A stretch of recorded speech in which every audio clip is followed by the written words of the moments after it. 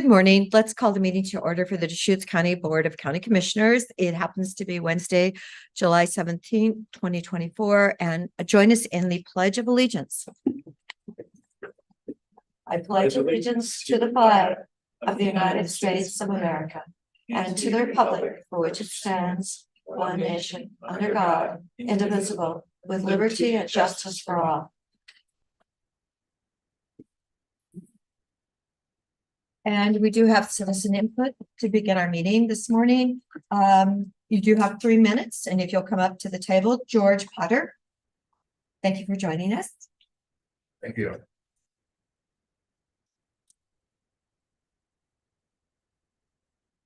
Glad I was on time. I didn't expect to be first here on the event.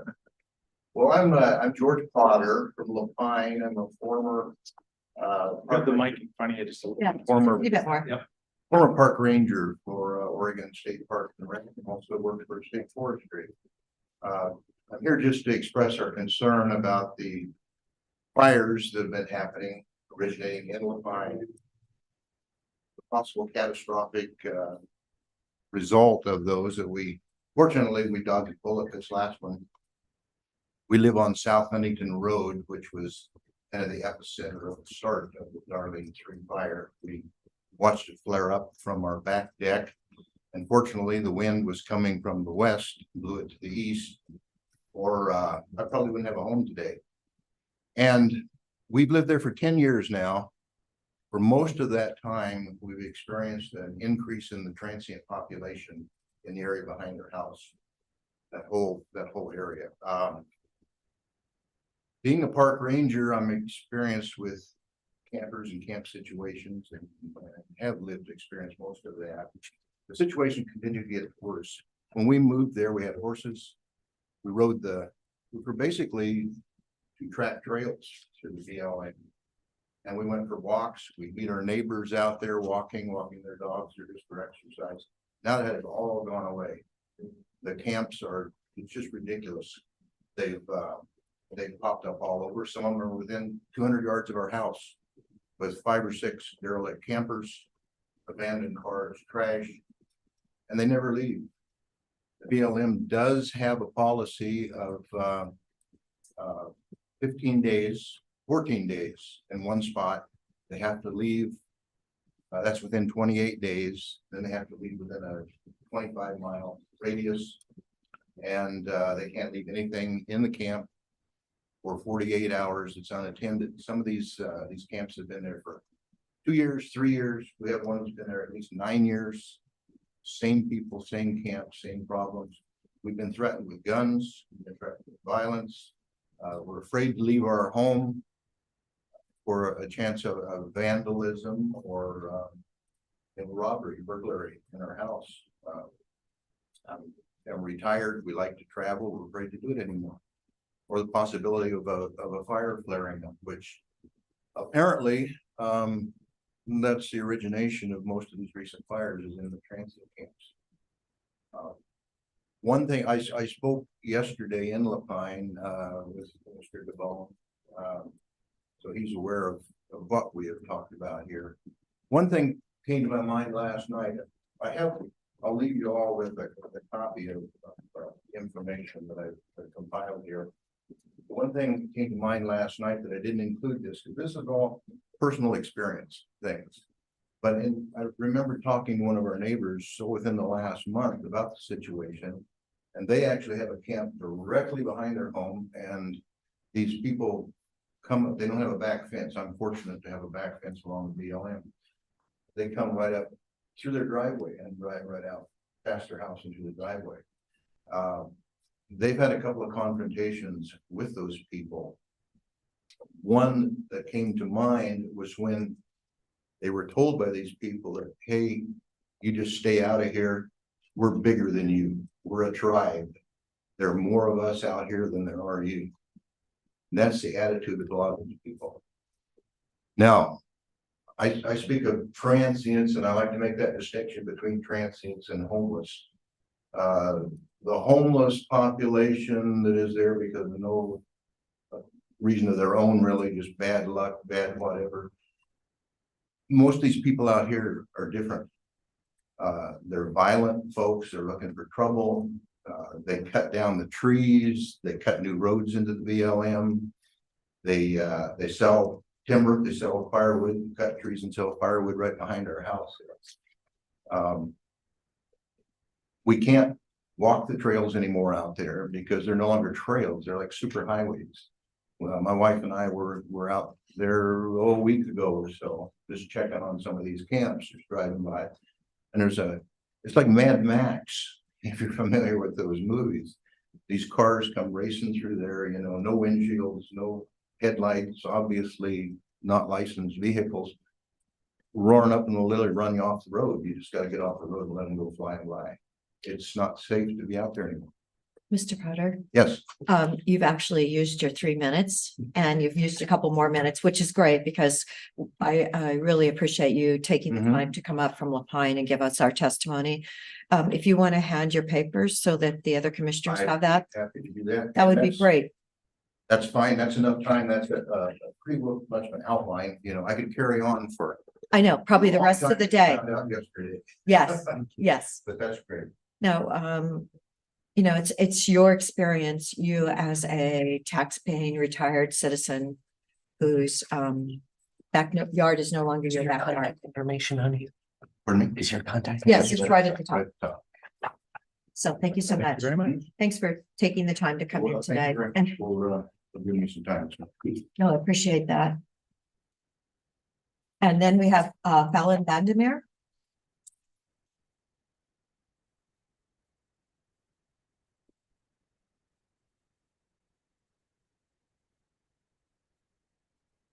Okay, hello everyone, and thank you. My name is Fallon Vandermeer. Nearly 10 years ago, my family and I followed our dream of owning a piece of Lapine. We found 17 acres just outside of town, backed up to BLM land. The concept of public land is so sacred to us, coming from Chicago where things like that simply don't exist. This was our family dream come true. We had no idea that it would all begin to feel like a nightmare before too long.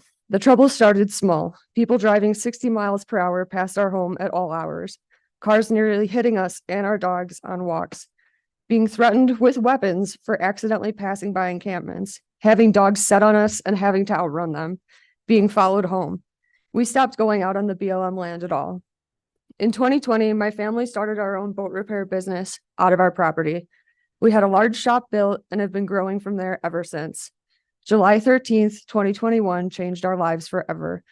We'll never forget the dark smoke plume rising on the horizon as the first Darlene fire spread. We rushed to fill the tanks on our 1990 full-size fire engine. Thanks to the bravery of first responders, our home, our business, and our neighborhood was saved. But fire is not the only threat these encampments pose. Not long after the first Darlene fire, a man and a woman showed up at our back gate well after midnight. They flashed their headlights and honked until we woke up and came outside. Shouting, threatening us and our dogs, they claimed we had driven into their camp. We had no idea if they were armed or what they wanted. When the officer arrived, they had left. He told us he knew who they were and where they were camped and that he would talk to them. But our sense of safety was never the same. While snowmobiling on BLM land on the 14th of January, 2024, my family came across a woman dragging her toddler through feet of snow, miles out into the woods. She refused our offers for help, but we were so concerned about her child that we called the sheriff's office. I filed a CPS report myself the very next day because I could not get his cries for help out of my mind. I still can't. On June 11th, 2024, we rushed home from a trip because a fire had started in the Darlene area. Again, we prepared to evacuate again. 2 weeks later, to the day, on June 25th, was the start of Darlene 3. This time we were angry. We didn't need to see the viral video to know how Darlene 3 started. Every single Darlene fire has started in the same area. That area is less than a mile due east from our back gate. Darlene 1, 2, and 3 have started less than a mile from our home. Because I have spoken up, my personal safety has been threatened. Some of the people who live in the nearby encampments have figured out where I live. 3 times we have prepared to evacuate. 3 times our sense of safety has been destroyed.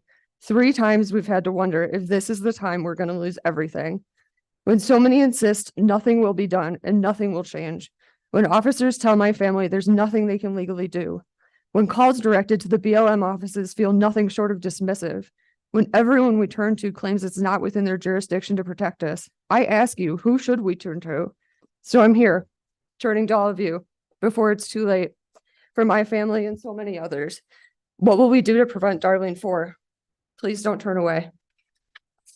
Thank you very much. Thank you. Thank you. Thanks, Fallon, for joining us today. I appreciate it. Thank you for the chance to speak. No, it's, you know, as you said, you've had 3 fires a mile from your house. We can't have another one. Yeah, I have a printed copy of this. Yes, that would be great. If you want to hand it to Brenda, she will pass it on. Thank you all. Thank you. Let's see, is there anyone else in the room that cares to speak this morning on something that's not on our agenda? Stephen, do we have any raised hands on Zoom?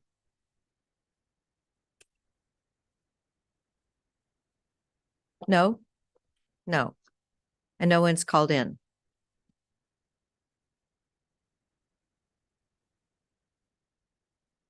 Okay, all right, then let's go to our consent agenda.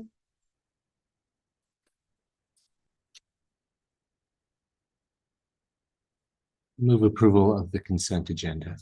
And I will second it.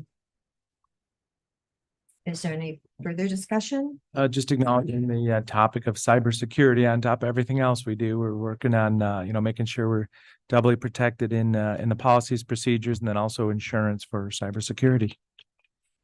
And it was amazing. I don't believe that one went up. Because I know originally cyber insurance was just doubling, tripling, and now it seems to have stabilized. So Colleen, The other discussion item, we have a service partner agreement with the United Way of Central Oregon on in this consent agenda bundle. I would like for this year was sort of a rush situation where we couldn't really evaluate the investments that are being made through that agreement as carefully as I would have liked. But I would like before we consider renewing that service agreement next year, I would like for us to evaluate just to evaluate this pathway for making investments in those specific recipient organizations from United Way. Many of them are grantees and service partners of the county directly. And it would be helpful to understand whether sending money to United Way, who then sends money to these organizations, is better or worse than sending money directly to these organizations. One of the aspects of this may be that United Way can receive our funds, has access to matching funds that they can add, and then the recipient organizations actually get a larger block of funding in total. So that would be a very legitimate reason to continue doing this service agreement. But if there are not advantages like that, then it may make sense for us to just make direct grants to some of the recipient organizations. And I'd like for us to explore that and thoroughly analyze it before next year. so perhaps we can do something sooner rather than later. I do know that I believe they only charge like a 3% fee for those funds. But it would be great to have United Way come in and do a presentation. So we have an idea what they're doing this year with the 60,000.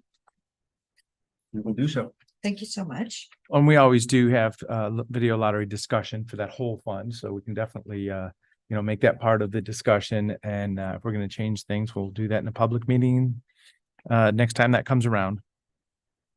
Okay, so calling for the vote, Commissioner Chang, Yes. Commissioner DeBonne, Yes. and the chair votes yes. So now let's go to item number 6.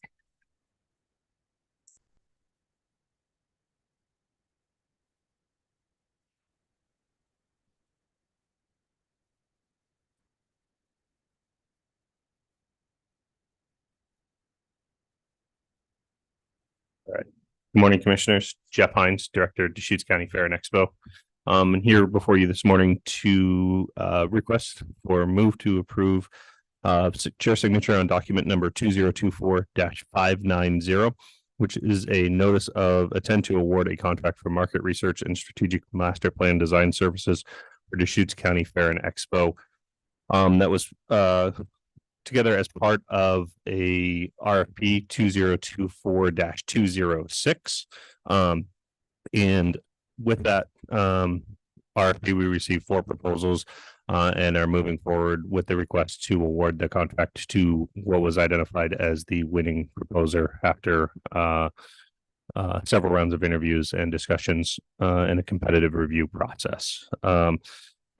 This project would explore market conditions, customer demographics, and future trends impacting events both at the fair industry and assist with preparing and planning for the future of the growing and heavily utilized Deschutes County Fair and Expo property. The selected firm would be responsible for providing a detailed analysis of potential growth areas, enhancement opportunities, and strategies for improvement of the facility as it currently exists and what the future of that property could look like, as well as developing a comprehensive written and graphic master plan for the Deschutes County Fair and Expo that lays out a well-defined and clear actionable strategy for the future development and use of the facility. It's a 2-tiered plan, one to design and plan the existing 320-acre property, and then a second ad alternate to design a full-scale layout for a 460-acre Fair and Expo property looking well into the future. It could also include facilities condition assessment and potentially additional professional services that would support that assessment if we could negotiate those into the contract at an available rate. I'll pause there. And the 4 proposals were received, but we're requesting moving forward with a notice of intent to award to Populous Architect PC with a Portland-based office. I'll pause there and turn it over for any questions you may have. Jeff, did you tell me yesterday that there was actually maybe 92, 98 acres additional property that the county owns that's right near the fairgrounds? Yes. And it's not the DSL land exchange property that we've been working on for 20 years. Correct. There's a parcel behind that DSL property adjacent to the airport that's approximately 92 or 98 acres that's available, that's owned by the county, that potentially could be considered as part of the future growth project as well. So we could definitely have the largest fairgrounds in the United States when we get done. Well, and indeed, it would be the largest in the world at that point. So, Well, I was going to say that, but if we're successful in the current acquisition of the 140 additional acres, that would make us the second largest, and I think we'll be 6 or 7 acres shy of the largest, which is currently LA County Fair in Southern California. So, 92 acres would put us well over the top. Not part of this plan though today, but something for the future. just thought that was really good news. So thanks for that. I know that we had, kind of a version of the market survey a couple years ago. So this has been kind of on the almost the point of action. That was probably before COVID. So it was a moment of, oh, okay, well, maybe we're not time to dive into this big picture. But it's exciting to think, yeah, we're ready for this. We're ready to take the big picture look, future capital dreaming, obviously, because then funding's the other part of it. So I'm excited to be able to take a step forward on this. I know it's about investing in the future by even doing this contract. So some money will be spent. Getting back to that land swap, let's acknowledge Mr. Mike Shield, who passed away the last couple of days, 79 years old. It's in the news today, but he was on the fair board for many years. When I got started, he's like, man, we got to get that land. Let's expand the fairgrounds. And that was, as I say, he was probably following that for 20 years, and he introduced me to that concept 15 years ago. So I'm looking forward to getting that project done. But yeah, the opportunities are huge. And thank you very much for, thinking of it as the next level up. It is the People's Fairgrounds. We're going to have the county fair there. We also have large national and international festivals like this weekend coming. So a lot of opportunity there, and it's a place to celebrate community and working together also. Absolutely. I'll comment sort of briefly on prior master plan services. One of the things we've identified and one of the goals of this project is in the past, we've looked at more targeted looks at specific areas of the property rather than looking globally. And with the expansion opportunity that the new land, we want to make sure that we're looking at the entirety of the property. So we're master planning it all together because some of the things that we've looked at and perhaps even done in the past were not considered globally with not only our property, but maybe some of the expansions that are happening with the industrial land to the south of the airport and some other areas. We just want to make sure that we don't make any mistakes, that we have one opportunity to create perhaps what is to expand on what is the finest property in the country, and want to make sure we keep it that way. But don't do things that will limit our abilities to do activities in the future. When I first started here, one of the ideas was that immediately upon the acquisition of the new property, we would expand the RV park because the business on that was doing very well. Unfortunately, the way we would have done that initially would have landlocked about 300 acres if we were just looking at one project under a microscope. So the goal of this project will be to make sure that we're looking at everything globally so that the entirety of the property will flow and act cohesively for the future use that benefits as many parties as possible. So Jeff, thank you for reviewing with me earlier the review committee, the review process, the estimated cost for this contract, the scope of work. I'm good with all those things. For my fellow commissioners, one of the things I requested of Jeff was clear opportunities to pause this contract or terminate this contract partway through the scope of work, because I'm very concerned that we are no closer to completing that land exchange with the state now than we have been for the last few years. And I would say there's many things we could have been doing in this period of time to accelerate that land exchange process, but we really are no closer at this moment than we have been. And I would hate to see us proceed very far down the road with laying out a detailed plan for that property if it's not realistic to think that that property will be in our hands anytime in the next few years. So Jeff, can you just share with me what you've learned in terms of contract provisions and how we can structure the contract to ensure that we can do that pause if needed?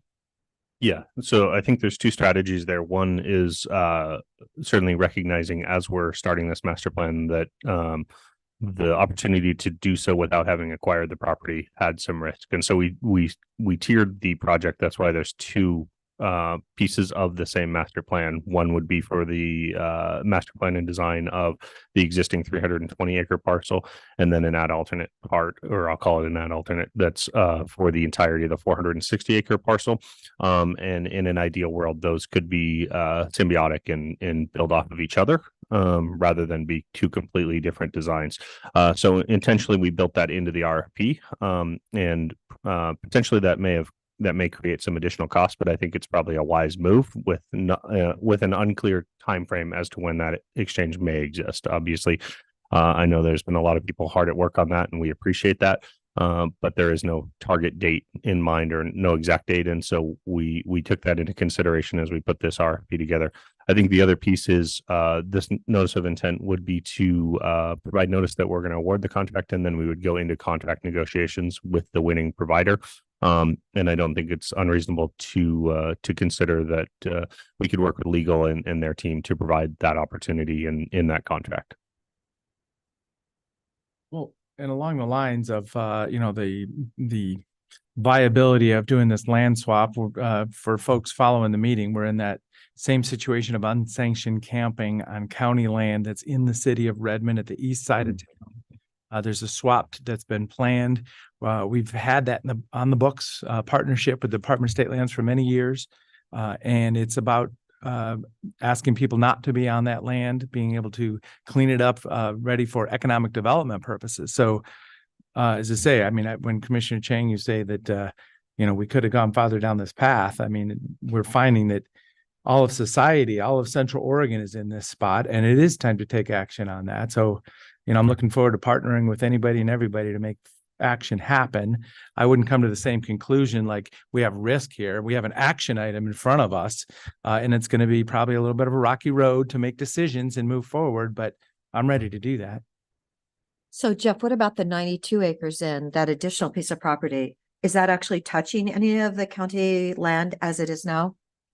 We'd have to do some further research. It certainly appears that there may be a small piece that adjuts or abuts the new property more so than existing property, but likely there'd be potentially easements between the two. It's sort of catty corner to the existing property because of the way the airport fence line sits. So I'd have to do some more research on that, but it's close, but may not be exactly adjacent today. Well, I kept wanting to find 10 acres. So now that you've found 92, I'm really happy. We've got to make that happen. I'll keep looking. Yes, please find a way. So this is just a notice to intent to award contract, a lot of discussions to happen following. So this is the Board of Commissioners. You mentioned that the Fair Board has seen this, reviewed this, and approved proceeding also, correct? Yes. So this has gone through a couple different processes. It went through a first round of screening and sorting by a 3-member committee. And then the top 3 proposals were interviewed by a 5-member committee, including 2 members of the Fair Board, 2 county directors, and a member of the Facilities Review Committee. And the top proposer was then presented to the Fair Board at their June board meeting, and they unanimously approved the recommendation to come before you today as well. And this is an enterprise fund, kind of the business of the people with its own income and expense. It's not a general fund discussion we're happening, but it is a county asset. It's the people's asset. And this is a partnership with the citizens of Deschutes County to figure out what do we want to do with our fairgrounds in the future. It is already a premier facility, and we're going to take it to the next level. With that, I'll move approval of chair signature of document number 2024-590. Second. Is there any further discussion?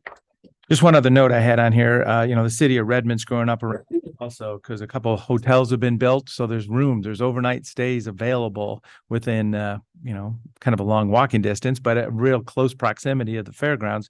So the community is building up around this, and it can really hit a critical mass here for other, convention type activity or different types of hosted events that just start to fit as it grows. And when I was talking to Jeff yesterday, he brought up that it would be wonderful if we could have another hotel or two come into Redmond for overnight lodging, because with the growth of Redmond, the 38,000 people that live there and the millions of people that come into our fairgrounds. So if any investors out there listening, we would love to have another hotel, and we will do our very best to make your transfer to building in Deschutes County pleasurable. Okay. So, calling for the vote, Commissioner DeBonne, Yes. Commissioner Chang, Yes. and the chair votes yes. Thank you so So much. thank you, Jeff. And I really appreciated your ideas about upgrading the outside arena so that we have more flexibility. I so appreciate that you have brought back the equestrian program to Central Oregon in a huge way. So, yes, great job, and thank you. Thank you so much. We look forward to seeing everybody in a few days for the Yes, 5 days of summer, starting July 31st. yes, Deschutes County. through August Fair's coming. 4th, right? Okay. Yes, our very favorite fair. Okay, item number 7.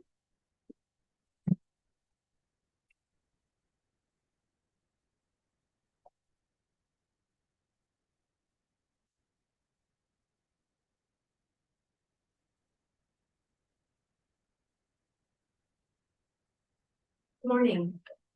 Thank you, commissioners, for having me here today. My name is Kathleen Van Cook, and I'm with management analyst with the Deschutes County District Attorney's Office. I'm here today seeking approval to submit a grant to the Criminal Justice Commission for organized retail theft.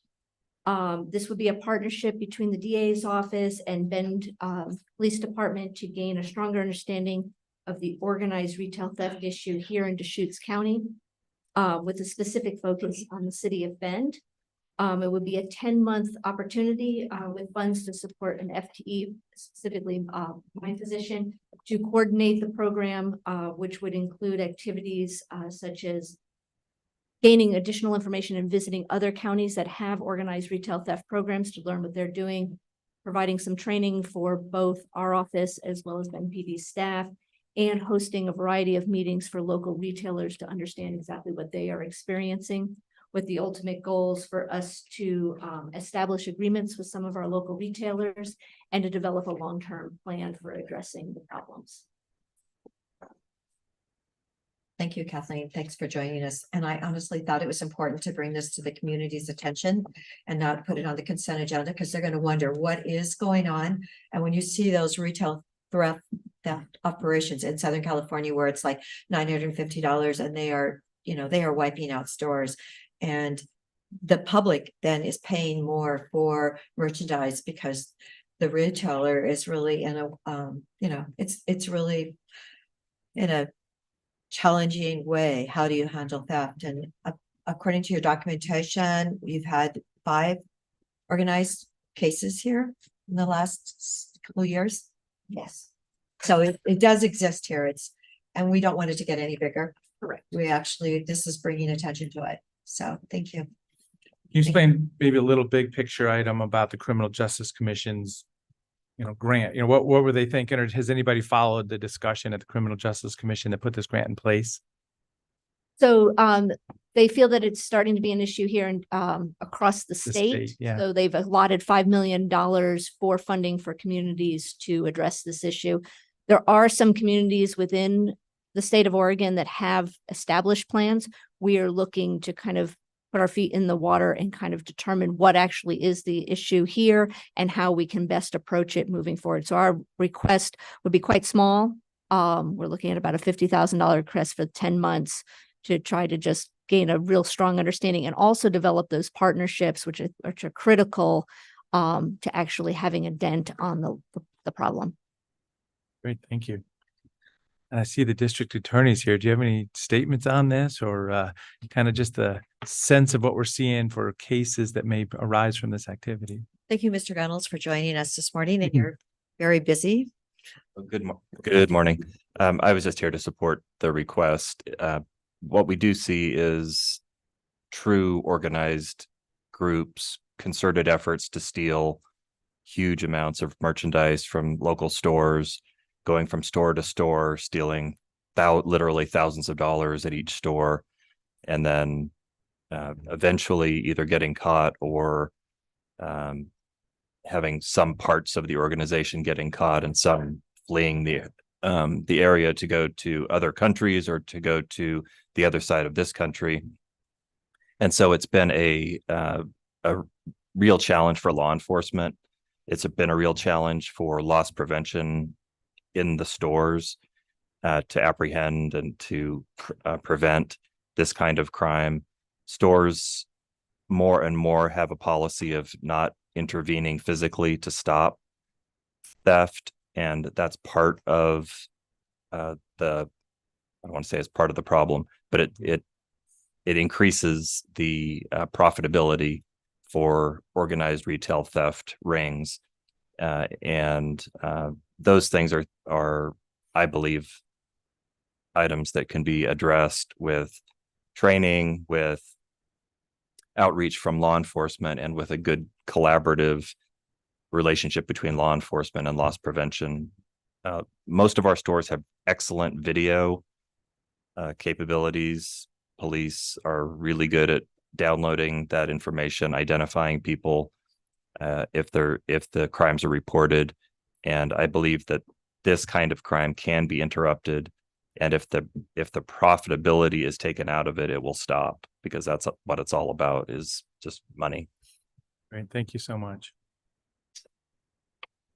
Steve, and Kathleen, I'm not 100% clear on the phenomena we're talking about. So is this people walking in the front door or the front entrance and essentially shoplifting in a coordinated and organized way? Or is there stuff happening on the back of the store, or, people stealing from delivery, shipment trucks, or how how does this work? This statute, the organized retail theft statute, is addressing the massive shoplifting schemes. 10 people go into a store through the front door. They spread out. They each get a cart. They start loading items, merchandise into carts, and then they push them out the door, you know, $500 in this cart, 1,000 in that cart, and so on. They get out of the store and then they go to the next store and they do the same thing. And all around the county, they do it. And they run up tremendous theft loss for these retailers, you know, in the many thousands of dollars. And obviously those losses get passed on to consumers, and that's just the way it is. But I think it can be interrupted, and you know, that's our job. That's law enforcement's job, is to try to interrupt it and to stop it from happening, because it's wrong, and it is, I believe, preventable with the right approach. So it's not happening, it's not just in Bend that you're saying? No, it happens in Bend, Redmond, anywhere there's a retail store. I'll move to authorize the submittal of an application for the Criminal Justice Commission's Organized Retail Theft Grant. Second. Is there any further discussion? Commissioner DeBonne, Yes. Commissioner Chang, Yes. and the chair votes yes. And thank you so much for joining us today and explaining. And hopefully those other cities will be aware. I know you're working with NPD, but hopefully Sisters, Redmond, LaPine, everyone will be aware that we don't want this to mushroom. Thank you. Thank you. If I may I address the first speakers regarding the fire danger? Yes, of course. They are 100% accurate. The threat to public safety is clear to everybody who's looked at it. The public lands are not being managed appropriately to address the threat, and that is something that really needs to be changed immediately, because every summer we're just dodging bullets. It's going to happen sometime that it's going to be a real tragedy where people are going to be killed if something doesn't change. I'm very hopeful that the Grants Pass versus Johnson decision that just came down from the U.S. Supreme Court changes the way that federal public land management agencies address this issue, and gives them more freedom to address it, to move people away from population centers and to safer places, to places where they can camp without threatening the lives of their neighbors. And so that's the only hopeful sign that I see, is that decision does give the public agencies more freedom, much more freedom than we've had under the Martin versus Boise decision from the Ninth Circuit. Thank you for those remarks. Steve, along those lines, I mean, I've heard about the Grants Pass decision and the Supreme Court's ruling on it affecting local government jurisdiction on local lands, but in the LaPine area, what we're talking about is federal public lands, and I haven't heard anything about Grants Pass being relevant to federal public lands management. Yeah, it applies to both, because the Martin versus Boise decision that's from 2018 held that it's cruel and unusual punishment to impose a fine or to move people away from public lands unless there's an adequate shelter to move them to. Period. It's a violation of the Eighth Amendment to the U.S. Constitution for government to do that, for any state actor to do that. And that includes federal agencies as well as state and local agencies. The cases that have gone up so far have been local entities, because there hasn't been much enforcement from the federal agencies. You heard the description of how long people have been camping on public lands adjacent to private homes. That's accurate. There isn't much enforcement, if any, on those public lands. And so that decision, the Grants Pass decision, gives the federal agencies as well as the county, as well as the cities, authority to move people to safer places away from population centers. And all you need is a is a reason to do it and a will to do it. And it can be done under this decision.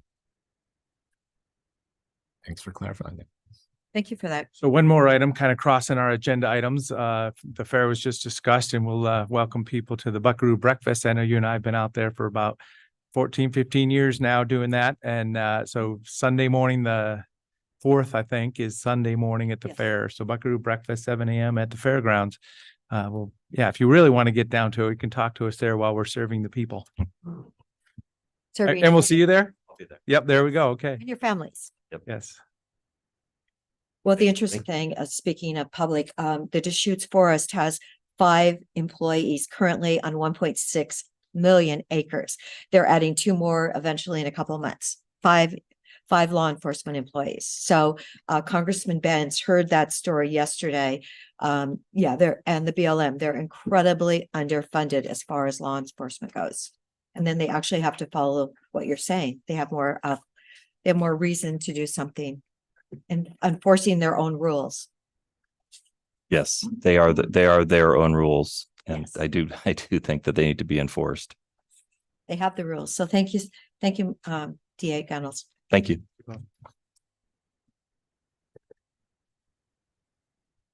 Okay, we have item number 8. Kevin Moriarty?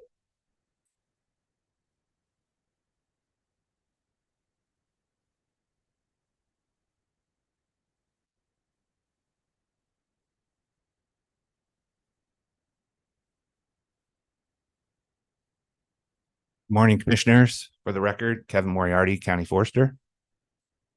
I'm here today seeking approval of resolution number 2024-037, imposing public use fire restrictions on unprotected and county-owned lands. Currently, the Oregon Department of Forestry has issued a similar order imposing similar restrictions on Oregon Department of Forestry protected lands, but that does not cover many county-owned lands and some of our unprotected lands in Lower Bridge area. So this order would mimic that. This resolution would mimic that similar order with fire use restrictions. Some of the highlights on the fire use restrictions are smoking would be prohibited, open fires are prohibited, chainsaw use would be prohibited between the hours of 1 and 8 p.m. Including a 1-hour fire watch and including firefighting equipment. Cutting, grinding, and welding would also be prohibited between the hours of 1 and 8 p.m. Use of motor vehicles, including motorcycles, would be prohibited except on improved roads, and possession of firefighting equipment would be expected on on roads except federal, state highways, county roads, and driveways. And right now, I guess I'll open it up for comments and questions. Kevin, when did we approve this last year? Because we've already had a lot of fires. I'm just wondering, it seems like we're in the middle of July.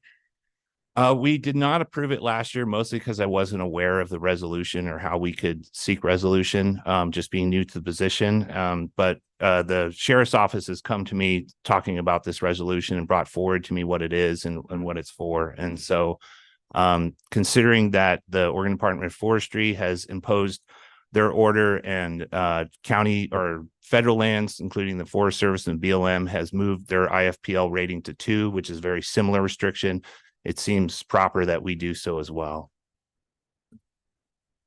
Okay, so the background says every year since 2014, with the exception of last year, we've done this. Yeah, There you go. because of me just being, How did this get missed, I'm Because you didn't know, you were new on the job. You wasn't aware of the resolution. Kevin, I think that this is an appropriate action, and the types of fire and potential ignition sources that identified that will be restricted are appropriate.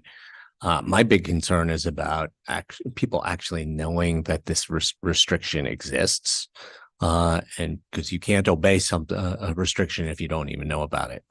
So, can you talk a little bit about how people who are, who reside in or visit unprotected lands or county lands are being notified about this restriction? The one thing we can do is put out a press release to make sure that it is, distributed countywide. We can also, distribute it through the sheriff's office to make sure all the patrol officers have the restriction on hand and they can, speak with people about that. We can let property management know as well. And then we can, work with the RFPA down in Lower Bridge and, let them know about the restriction as well. I feel that is a pretty good start to letting people know. And we always have, our information and network channels like Project Wildfire, where we can disseminate that information. For people who are visiting county-owned lands, I'm concerned that a lot of those people aren't tapped into kind of your standard media, channels of communication. And I'm wondering whether we ever do any posting of county property with these restrictions, and if not, whether we could consider doing that. We could consider that. It sounds like something maybe similar to like trap lines, what they do with for wildfires. I don't know if we have message boards or not on county-owned lands, but that could be a consideration that we could have something like that. Yeah, or I mean, just posted, wildfire restrictions. You hammer it up on a tree, juniper tree for a couple of months, something like that. Yeah, I don't know whether that. I don't know whether having a restriction. I don't know whether better notification will have a significant impact on people's behavior. But without adequate communication of the restriction, I'm sure that it won't have an impact on people's behavior. Yeah, I can work with property management on trying to get that messaging, physical messaging out on our county. Thank you. The fire that we just had, the one that started by Redmond, by the airport. I know they're studying what started it, but one of the possibilities I heard was it was started by a bonfire by kids the night before. So it hasn't been determined yet, but that was one of the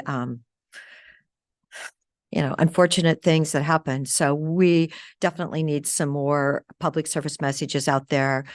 When you see almost every fire has been started by humans, we've really got to get the message out that things are a tinderbox. All that moisture, all the grass that's grown, that's now, brittle and ready to burn. And then our juniper trees that are so flammable. Yeah, we are really in a high extreme fire danger situation right now. The ERC's energy release component is in the 95th percentile, which is the highest level you can be for exhibiting extreme fire behavior. We've obviously had several fires within the county and neighboring counties within the last month. Extended drought, coupled with a late wet season, which has increased our invasive annual cheatgrass crop. So the situation is dire, and I agree with you. We definitely need to get the message out there. You mentioned Rural Fire Protection Association, so we do have a few of those in the county. Are those referred to as unprotected lands also? The land in the The Lower Bridge area is the one area that is unprotected. It's not protected by Oregon Department of Forestry, or it doesn't have a fire protection district. So Rural Fire Protection Association is considered protection? Not in this. Yeah. Okay. So, I mean, this is because, some people live in the fire district and in the city, and there's, fire trucks will arrive, and we're referring to unprotected land where a fire starts and a fire truck will not arrive. So just making sure we all know what we're talking about here. And county lands. Correct. So the RFPA out in East County, this would be relevant to that area as well. I'm not 100% sure on that. I'm only aware of the area at Lower Bridge. That might be protected under some other protection district. I'm pretty sure that was our first RFPA, and then Lower Bridge formed. So unless there's something special about that RFPA that makes it be considered protected, I think that would be addressed as well. I can further find out the information. So then also, section 2 talks about, shall be in effect till October 15th unless otherwise rescinded. So I know that, it's a window of time, which is when we expect the threat of, any start to be a big event. Have it on your calendar for next year. I would actually, if you could put it on in May, hopefully, that's enough notice and we can get enough public service announcements out. Just people to become more aware. So it's, instead of July, if we could move it up next year. Yeah, I was speaking with Nathan Garraby on that, and we were coming up with some ideas and potentially having it so we seek this resolution and we have steps to it where we could restrict burning at a certain period, and then when the the Oregon Department of Forestry orders their or puts forth their order, that this one will be enacted as well. Automatically. So we can have that At the same time. Yeah, it's Yes. Automatically step up. Yeah. But let's let our citizens know what's out there. Do we have an emotion? Yeah, well, I'll move approval of resolution number 2024-037, declaring a state of emergency and imposing public use fire restrictions. And I will second it. Is there any further discussion? Commissioner Chang, Yes. Commissioner DeBonne, Yes. and the chair votes yes. So thank you, Kevin. How about we just go ahead and read the title of the resolution, just so it's clear on what we're doing here. A resolution and I'm offering to do that. Go right. A resolution declaring a state of emergency and imposing public use restrictions on all unprotected wildlands within unincorporated Deschutes County and all lands owned by Deschutes County. And actually, I live by Mackenzie Canyon, which has its own special challenges when it comes to fire protection. They're very well organized, but it's definitely going down to Lower Bridge. So it's a dirt road, one way in, one way out. Yeah, not easy access. Right. Okay, thank you for your time. Thank you. Thank you. Okay, let's go to item number 9. Item number 9 is actually something that I put on the agenda, and maybe because I put this on the agenda, what happened on Monday was because I had put this on the agenda. I don't know, but I had sent an email to our governor's office on June 27th, asking for a reevaluation of property right outside the UGB in Bend. It's almost 9 acres for a managed homeless camp. And a year ago, I had lunch with the governor, and she kept saying, no, no, no, no. But because of what the city of Bend and the city of Redmond have done to accommodate homeless housing in our county, I felt it was really important that we actually be able to use this property. On the 27th, I emailed her. On the 28th, we mailed her a packet from China Hat. It was like a couple inches thick of the emails from the 546 neighbors that live around China Hat and never have one night of peace at their own home because they're hearing guns, they're worried about fires. We've heard about what the homeless have done in our county and on the federal land. So, and then I didn't hear from her, gave her a few days. There were some other things happening. The Pine fire actually kicked off. So then I sent her a text message, and she usually responds to that. She didn't.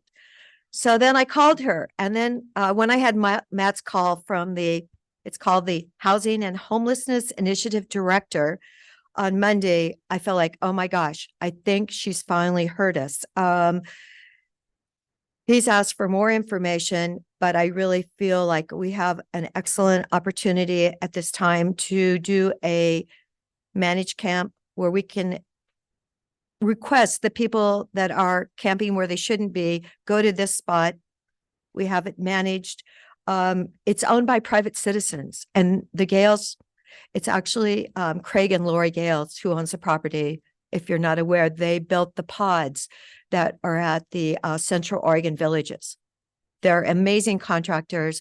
They want to be involved and they want to offer a solution. We're talking private citizens that want to offer a solution. The property is 1,400 feet approximately from the UGB line. Of course, that was another problem, and it's EFU, and they've spent the money in order to have the soils analysis, which are 7 and 8. The property has not been irrigated. So I'm really hoping that the stars are finally aligning and we can actually do something on this property sooner rather than later. It ends up, they had submitted to the Churro Board a proposal. It was quite expensive, but the good news is now that there is 1.1 million from the governor's office for pods. 1.1 million, of which 65,000 has been allocated to spend at the Oasis Village. So there is funding available for pods to be put at this property. It's located between two churches. And the churches have been supportive of the idea. So I'm just hoping that perhaps my commissioners, we could write a letter together to the governor's office saying that we really recognize the opportunity. We need to do something now. We've had so many warnings, Darling 3.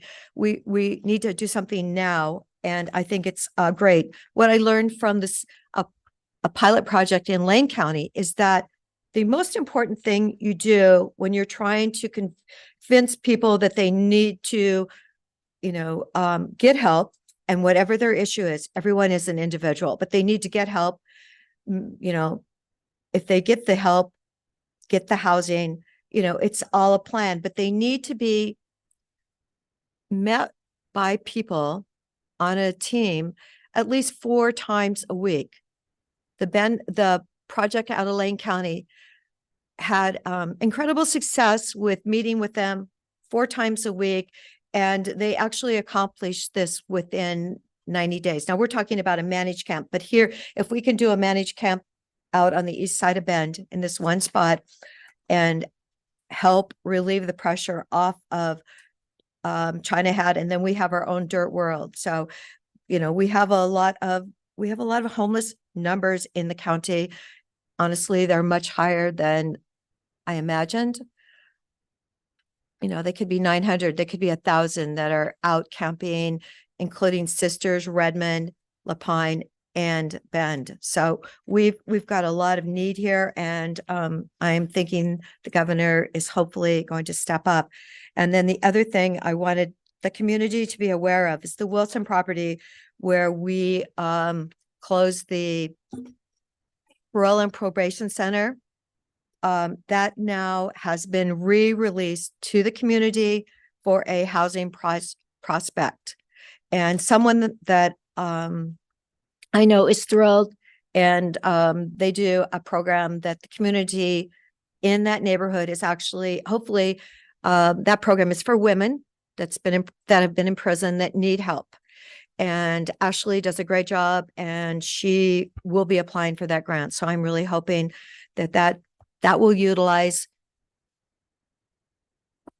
people that need help and haven't really, haven't found enough help yet. And if her program, because she surrounds them with all the things that their life has been missing, giving them personal responsibility, educating them, helping them with their clothing. I mean, Ashley Smith is really a gift to Deschutes County. So thankful that she's here. And as she said, Patty, I can't go through all my personal savings in order to accomplish this. It's really, it really tugs on your heart when we have some people in Deschutes County that are really trying to make a difference, such as Craig and Lori Gales. And another person that I want to recognize is Chuck Hemingway. Chuck currently last week had his knee done, a knee replacement. So I did include him on the email from the governor's office, because he's been well aware and part of the Gales property. And if the governor could sign a letter allowing us to go ahead. Otherwise, if we have to go through legislature, that's going to take at least till the, next year, months and months and months away, another year away. And I just feel like, the governor has got to be listening. And I do believe, Commissioner Chang, that you felt the Gales property offered our community a excellent resource in order to use it. Yeah, I've been advocating for moving some kind of a shelter or transitional housing facility at the Gales property for a couple of years now. That is why we passed the safe parking ordinance that allows safe parking on land zoned a number of, under a number of categories within 1 mile of the urban growth boundary. And at this point, and at the time, I'll just remind my fellow commissioners, I also advocated for us to help with the rezone process for the Gales property. And, the Board of Commissioners declined, a majority of the Board of Commissioners declined to do that. That's fine. At this point, the Gales brothers have done their own soil survey that they paid for with their own dollars. They are working on a rezone application, and in order for their property to be eligible to do safe parking, there isn't really any state involvement. I mean, that the governor's office doesn't have to approve that. That's a local land use decision on our part to do that rezone so that we can make use of the safe parking ordinance that we passed. So I appreciate the interest in connecting that property with some of this pods money from that's currently available, but I honestly think that getting a significant scale safe parking project going on that property is a very significant positive first step at this point. And so I'm not sure whether there's a need for writing a letter to the governor's office about that property at this point in time. I'd just like to save a year. I just feel like I've been working on this for ever since I got in office. And I just feel like if the governor signed on the dotted line, she signed on a lot of other dotted lines. And if she could allow us to start that operation now, rather than working through the county system, I just feel like we have a perfect storm happening. We don't want the wind to blow from the northeast like it did in September of 2020. I don't want to take that chance. The fact that, as Mr. Potter said, the wind was blowing from the west the other day. It's been blowing from the west a lot, but if we have that change, remember that's when we've had warnings, and I feel like the governor, if she could help us, that would really make a difference momentarily. If we had wanted to save time, we could have accelerated the Gales property rezoning process a long time ago. Getting a safe parking program going with 20 or 30 sites, that is a pretty big project in and of itself. I don't, trying to get pods going at the same time makes that even more complex. You've referenced how important case management is, so getting case management going for a large safe parking program and a pods program for the same site is harder than just getting case management going for a large safe parking program. It's a very significant step for that piece to move forward. I think it's a good amount at this point in time. There are other opportunities for more tiny homes around the county in various places as well. That at Oasis Village, at other Central Oregon Villages sites. So I'm not concerned that those funds that are available through the pod, for pods will be utilized somewhere within our community. Well, I was just on a call last week and I heard from about 20 different service providers that are all doing the work, but we actually need it to be more organized. I tremendously appreciate Jessica Gamble, who was homeless in China Hat a couple years ago. She was pregnant, she had children, she's been there. And this woman has such a vision.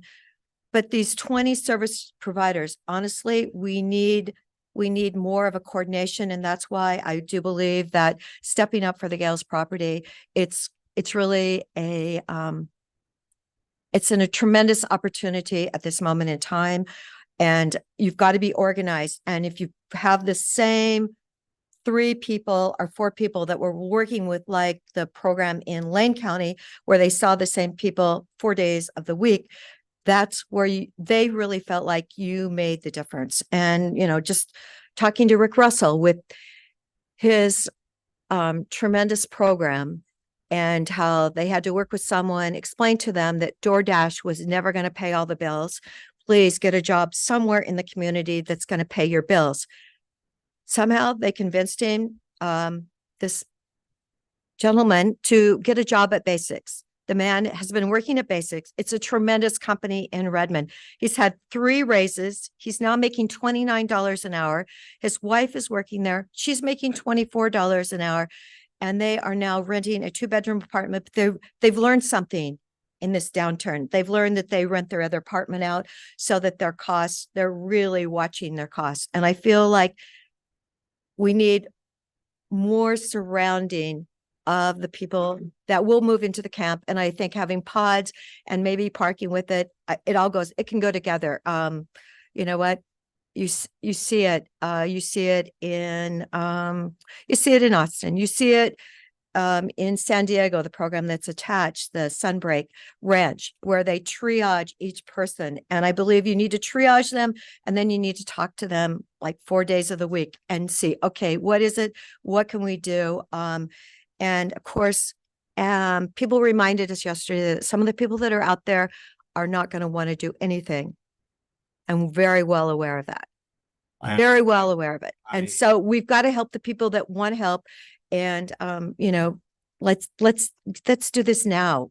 We don't have a second to waste. Commissioner I Dare, I'm 100% here to support proceeding. You know, we have these discussions here. Commissioner Chang sees the world different than I do. So let's communicate here, but I'm just letting you know, I'm ready to proceed. Also. Okay, wonderful. So, and I'll just say, I 110% agree with you that appropriate case management is a critical component of effective homelessness response. You don't have pathways out of homelessness for people without adequate facilities and adequate case management.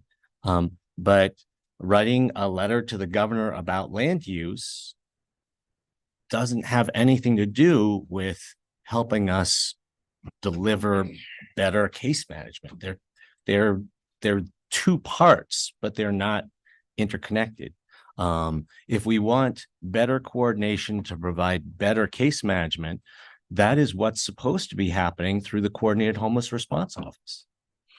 Because we have a lot of homeless service providers who are doing an incredible job in our community, but it is sort of like 1,000 points of light. It isn't a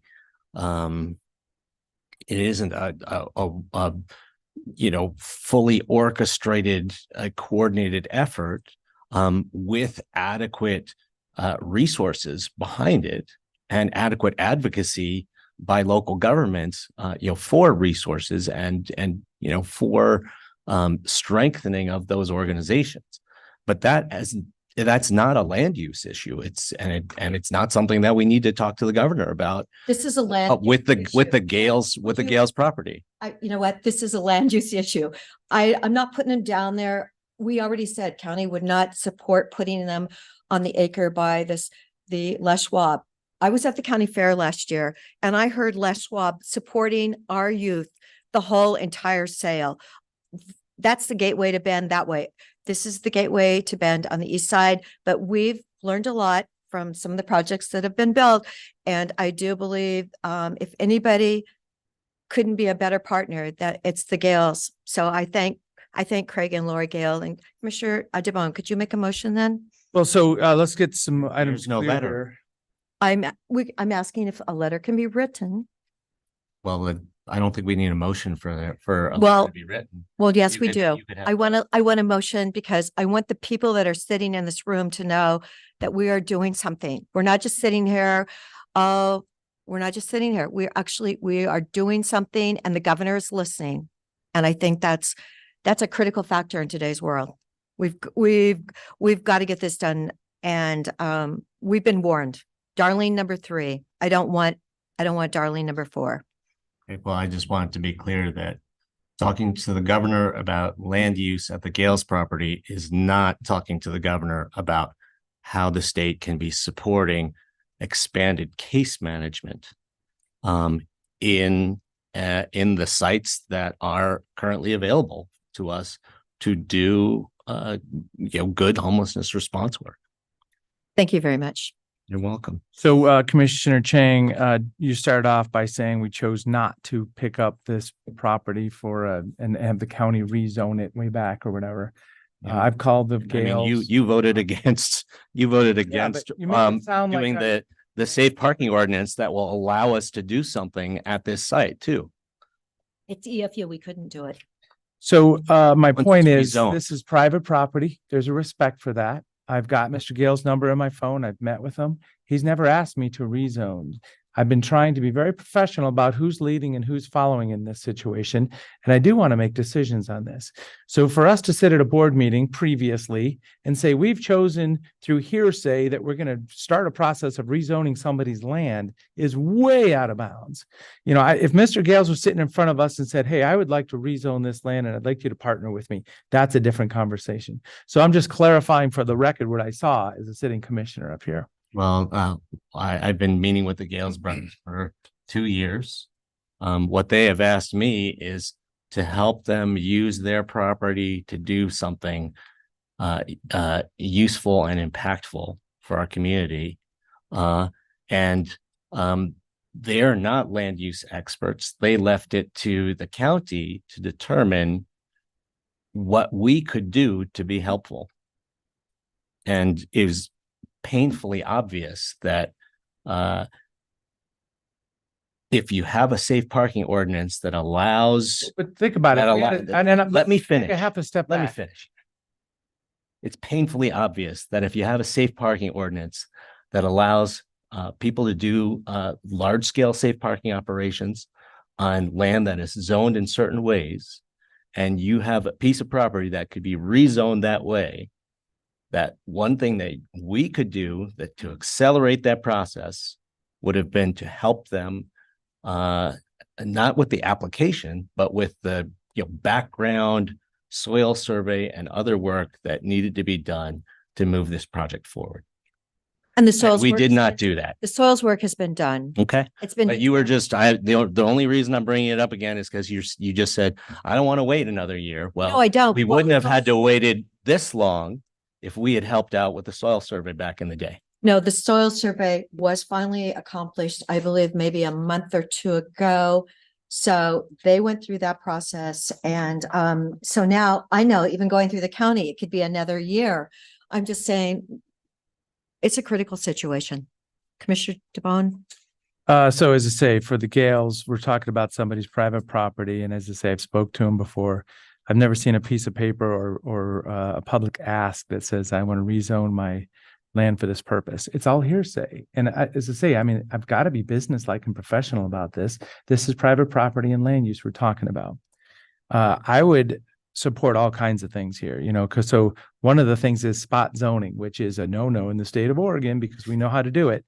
Another, Commissioner Adair, maybe you're asking for governor approval. I don't know that, Zoning, I guess that's. well, I don't know. Yeah, I mean, is that what we're asking for here or what are we asking for? We could follow a rezoning process. And, as I say, the applicant would probably start that process. I can't imagine a board of commissioners sitting up here saying, we've determined, but through hearsay in the community that we're going to do this for this person for this purpose. If there was a For this request. Public purpose, that is something that our community desperately needs. Yeah, but it's still Yeah, private. we do that on a regular basis request for of the private property property. That's right. And this private property owner asked for any help that we could provide. But only so that- hearsay. I mean, I've talked to him too. I want to see a piece of paper or sit him in a public meeting and say, you know, I'm a property owner at this location. I'd like to do this. We haven't done that. Well, I heard it. It sounds like Commissioner Adair heard a request for help to use the property. Then you for- two aren't on the same page about how to proceed. We're not on the same page. So I just, okay. Uh, So another one would be. I think we are on the same page that we want to see something happen at the Gales property. I just don't think to get safe parking done, which is a very meaningful contribution to homelessness response in our community, that we need to talk to the governor, because it's all about, at this point, it's all about a local rezone process that will allow a property owner to take advantage of our homeless safe parking ordinance. That's it. So, and as I say, with property consent, I would be supportive of going as far as putting an emergency order in saying, for this purpose, we're going to do this on this land, and send a letter to the governor saying that this is for your notification that we're working out of bounds of the state land use system because of this critical situation. So I'm just getting kind of clear about what would we send the governor. A pretty please ask could just fall into a black hole of debates and policy and public whatever discussion. Or we could say we are proceeding under emergency order for a period of time, and here's the notification. So I'm just saying I'm willing to go pretty far on this. But it needs to start with the property owner, though, as I say, we're talking about somebody who's not in the room here. I was told, because if their application was coming in, they said, I did let them know that the governor actually had responded when I. Yeah, so I mean, we're in catch-22 there. Right, so emergency order, Kim, is that kind of. As I say, this is designing on the fly now, yeah. Yes, I mean, unfortunately. Yeah, I so don't that's have the not, legal yeah. authority To issue an emergency order of what. but she can, contemplated. she could order a spot zoning emergency order. I mean, you can certainly send a letter requesting her to Yes. take some sort of action, and then it would be up to her and her legal counsel to determine what she Yeah. could do. Well, they did respond, so, it took 3 Well, times, and as I 4 say, times. so I'm excited to start down this rocky road. I'm motivated. It's time. We're in the middle of July, right? So August, September, and October 15th, our fire restrictions expire. But I know from a fact many years ago, about October 18th, I was out in the field with the little kids and we were in a full-on snowstorm. So about the middle of October is when the weather can turn on us. It may warm up again after that, but it's about the time the first Central weather break. comes in. So we've got this little window of time. Are we going to do something in this period of time or not? It's all complicated. It's all challenging. So I'm just sharing my passion and being able to proceed here. Okay. All So right. yeah, as I say, so is the safe route the way to go? Dear Governor Kotek, we would like to seek your, I don't know, blessing or approval or guidance or, yeah. I mean, Your executive order. add to the executive order that Yeah, we she want signed, to she signed rezone lots this of them. property and for emergency purposes or, yeah, something. Because Deschutes County has, if we really have 900 to 1,000 people out in our forests, we've clearly got to have a bigger spot to have them go to out of Bend. Okay, Well, any other discussion? No. so in support of this, if there's clarity on a letter, we could bring it back on Monday and get it off to. Okay. Does that do we have enough notes here? Thank you. So now, So we're not doing a motion. I guess, Kim, we don't need a motion then. We can bring a letter back and we can You talk can about it certainly Monday. Just direct staff to prepare a letter and then for your consideration on Monday. Thank you very much. So staff will direct a letter. So, well, I'll just share then that all of this discussion about land use at the Gales property is a distraction. When what we need to be doing is coordinating on and investing in case management to be able to match the facilities coming online in our community to move people out of homelessness. Well, we've got to get them moved. too. So that's, I feel we need to get them moved. So, So as a couple weeks ago, I tried to have the conversation, and I mentioned 100% of a problem.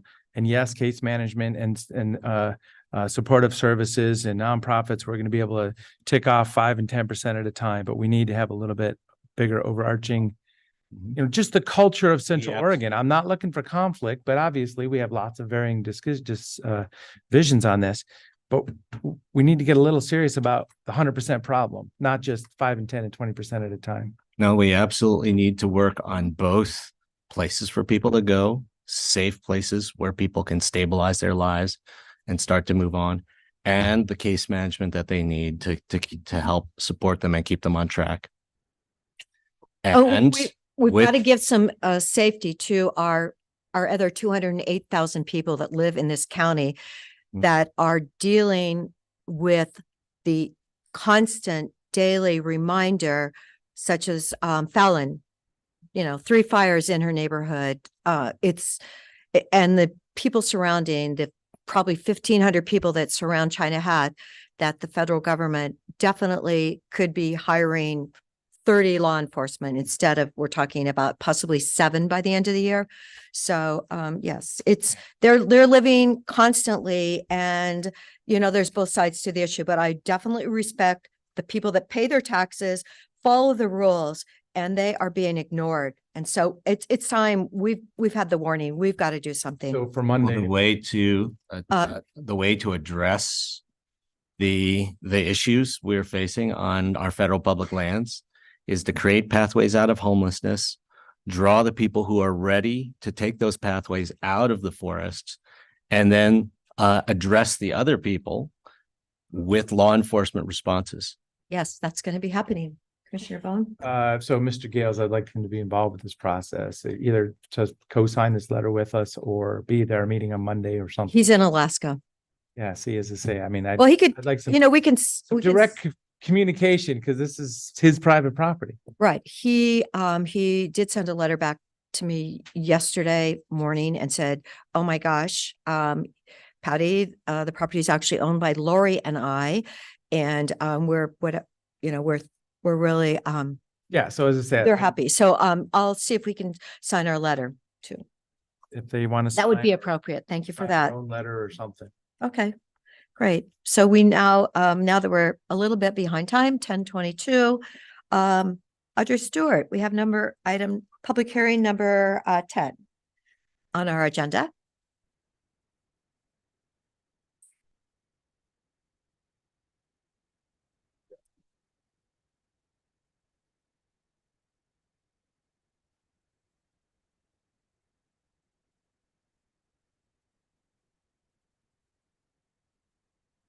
Okay, switching gears here. Okay.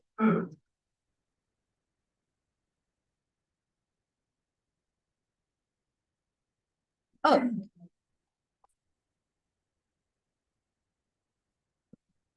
You want to do a small presentation and then I'll go to this? Correct.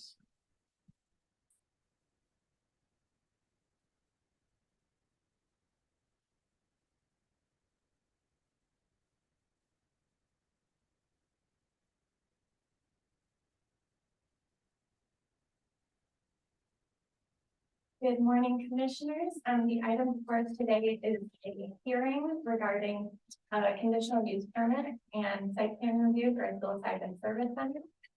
And I passed to Chair Adair hearing. Yes. This is the time and place set for a hearing regarding file numbers 247-23-000614-CU, 247-23-000615 SP, and appeal file number 247-24-000292A. This is a hearing on an appeal of a conditional use permit and site plan review to establish a psilocybin service center. Staff will outline the hearing's procedures that will be followed. Thank you, Madam Chair. For the record, my name is Audrey Stewart. I'm an associate planner with the Deschutes County Planning Division. Today, the Board of County Commissioners will take testimony and receive written evidence concerning an appeal of a hearings officer decision denying a request for a psilocybin service center. And I am going to join the Zoom meeting as a panelist. I do have a brief PowerPoint to share.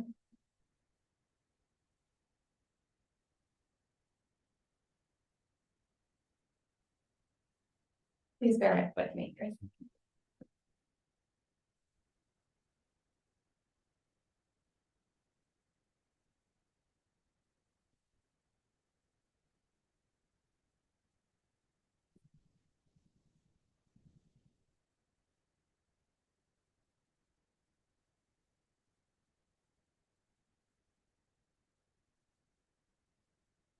Okay, thank you, Commissioner.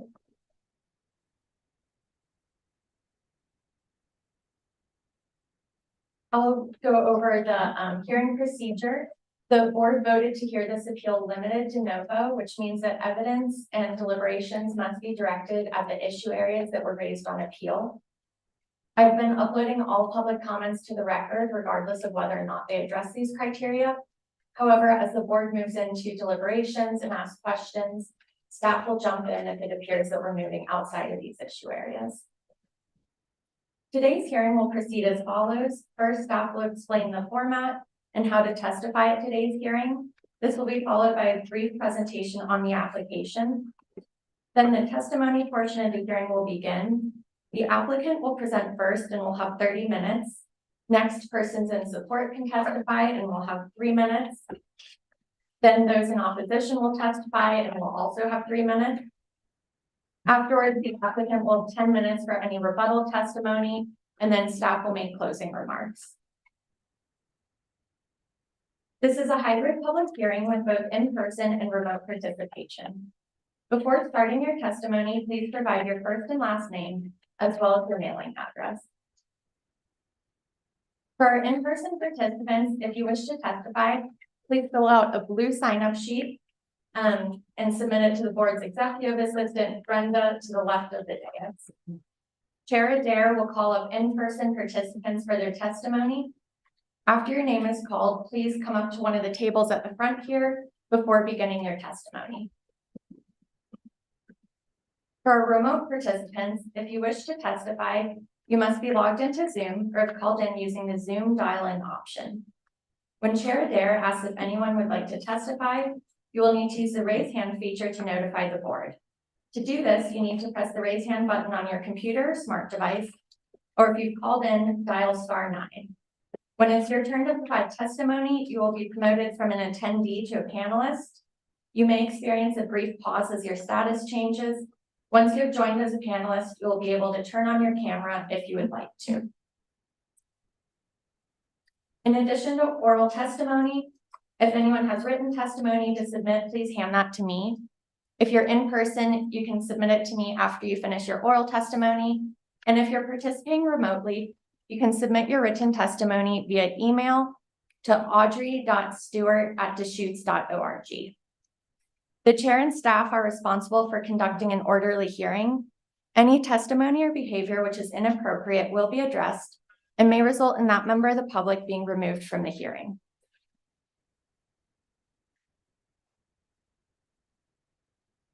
Madam Chair, I will now return to the script and note that the commissioners must disclose any ex parte contact, prior hearing observations, biases, or conflicts of interest. Does any commissioner have anything to disclose? And if so, please state the nature of same and whether you can proceed. So for disclosure, I did do a site tour last Friday. It's in the record. There's a little paragraph in there. But that's separate than personal conflicts or biases. So I have none to disclose. And correct, Yeah. Commissioner, each commissioner individually conducted a site visit. The write-ups for those, sort of a brief summary, has been added to the public record. And I have nothing to disclose. I can proceed. I have nothing to disclose and I can proceed. Does any party wish to challenge any commissioner, members of the hearing body based on ex parte contacts, biases, or conflicts? Is there anybody with a raised hand? Stephen online? Okay. As no challenges are presented prior to opening the hearing, does anyone have any procedural objections to the public hearing? Any raised hands? No. Seeing none, the hearing is now open. Staff will proceed with a brief staff report. Thank you, Chair. I'm going to return to screen share and provide a brief overview of the application.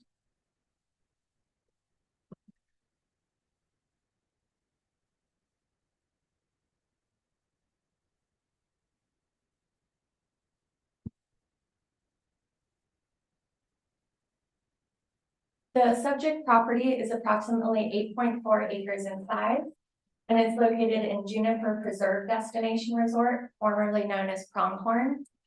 The property is located within the core area of the resort, near other commercial uses, a golf course, as well as residential development. The request is a conditional use permit and site plan review to establish a psilocybin service center. The applicant proposes to operate the service center within an existing 2,940 square foot building. As shown on the site plan, they're proposing other improvements such as parking, landscaping, and fencing. A public hearing was held on March 12th, and on April 29th, a hearings officer decision was mailed out denying this application. The hearings officer denied the application based on 4 criteria. The first of those is regarding the screening of the parking area from nearby residences, which are located to the south of the parking area. The second criteria is related to the clear vision area for the service drive, located at the intersection of the service drive and Nicholas Drive. The third criteria also relates to screening of the parking area, and this criteria is slightly more broad than the first one that I discussed. The final reason for denial was based on transportation access. This comes from our general standards for conditional use. The hearings officer found that transportation access to the site was not suitable because it required transporting psilocybin across land owned by BLM.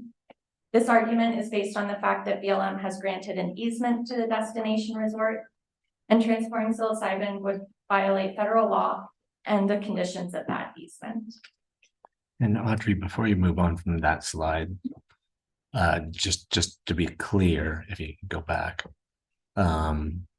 because this is a limited de novo hearing, and those are the 4 issue areas that are the focus of the, of this hearing, of the kind of the rationales for denial.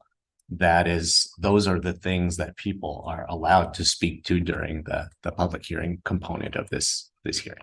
Exactly, Commissioner. That's a great clarification. So those 4 criteria were the basis for the hearings officer's denial, and those were the issues raised in the applicant's appeal. They requested a limited de novo review by the board, meaning that the board's review, so the board's discussion, consideration, is limited to just those 4 criteria in Deschutes County Code.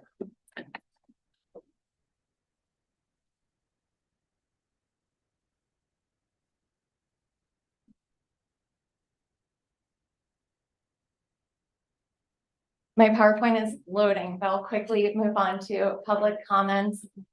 So far throughout this entire process, including the hearings officer process, we've received about 220 public comments.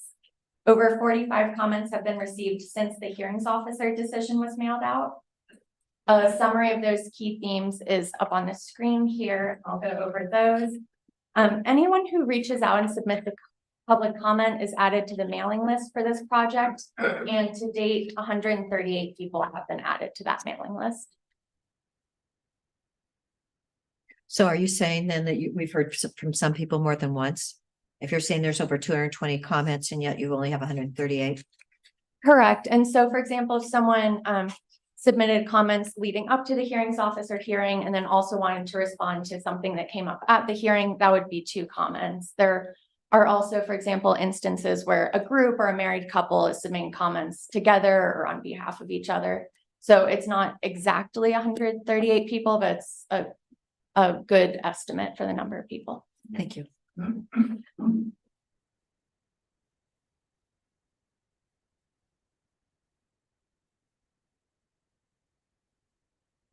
Yeah, so we seem like we have a technical difficulty.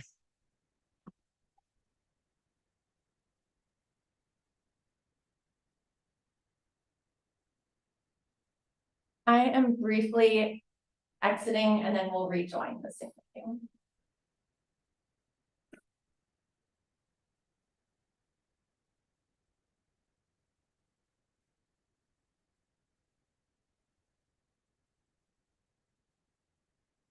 Anyone that is in the room that wants to testify, don't forget you need to turn in your blue sheet to Brenda, please.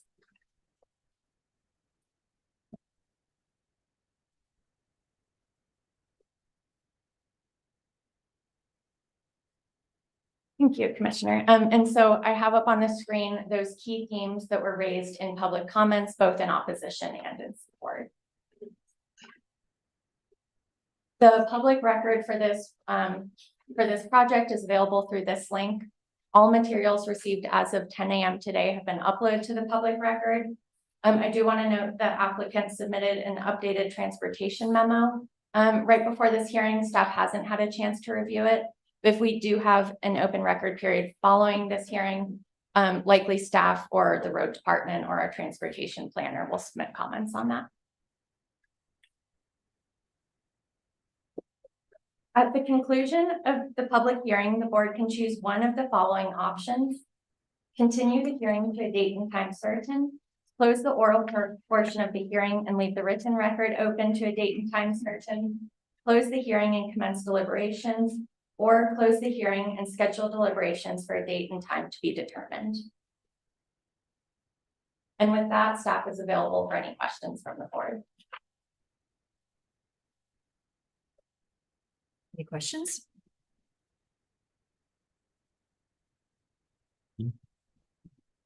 Okay, screening seemed to be the issue on two of the points, correct? Correct. So there's two criteria in our code. One of which is specific to when you have a parking area for 5 or more vehicle parking spaces, it needs to be effectively screened or buffered when adjacent to a residential use. The other criteria regarding screening is much more broad and it applies to a range of facilities, including parking areas. Thank you.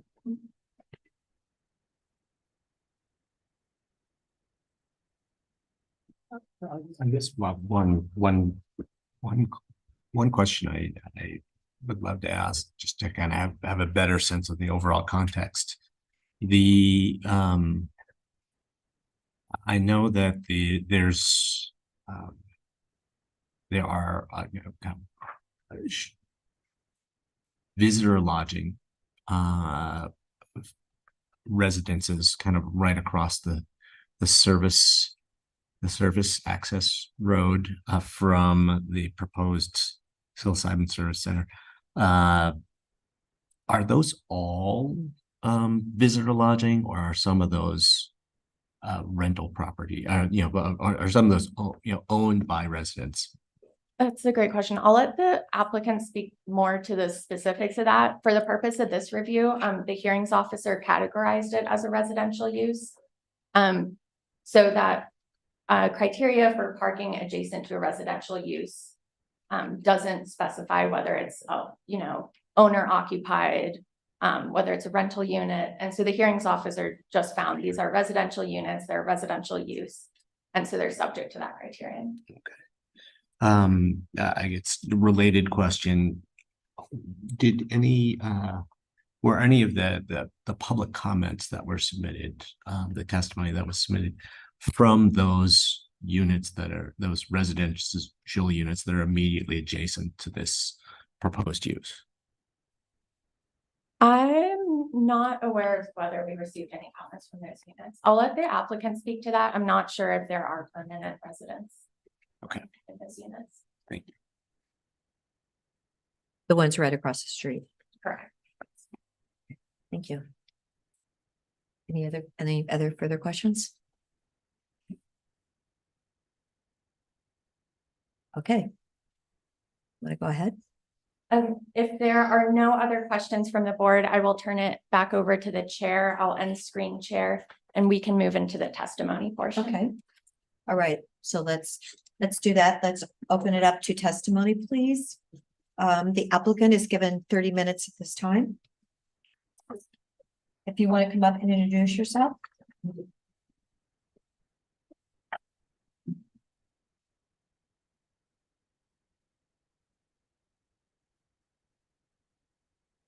And you do get 10 minutes at the end for rebuttal.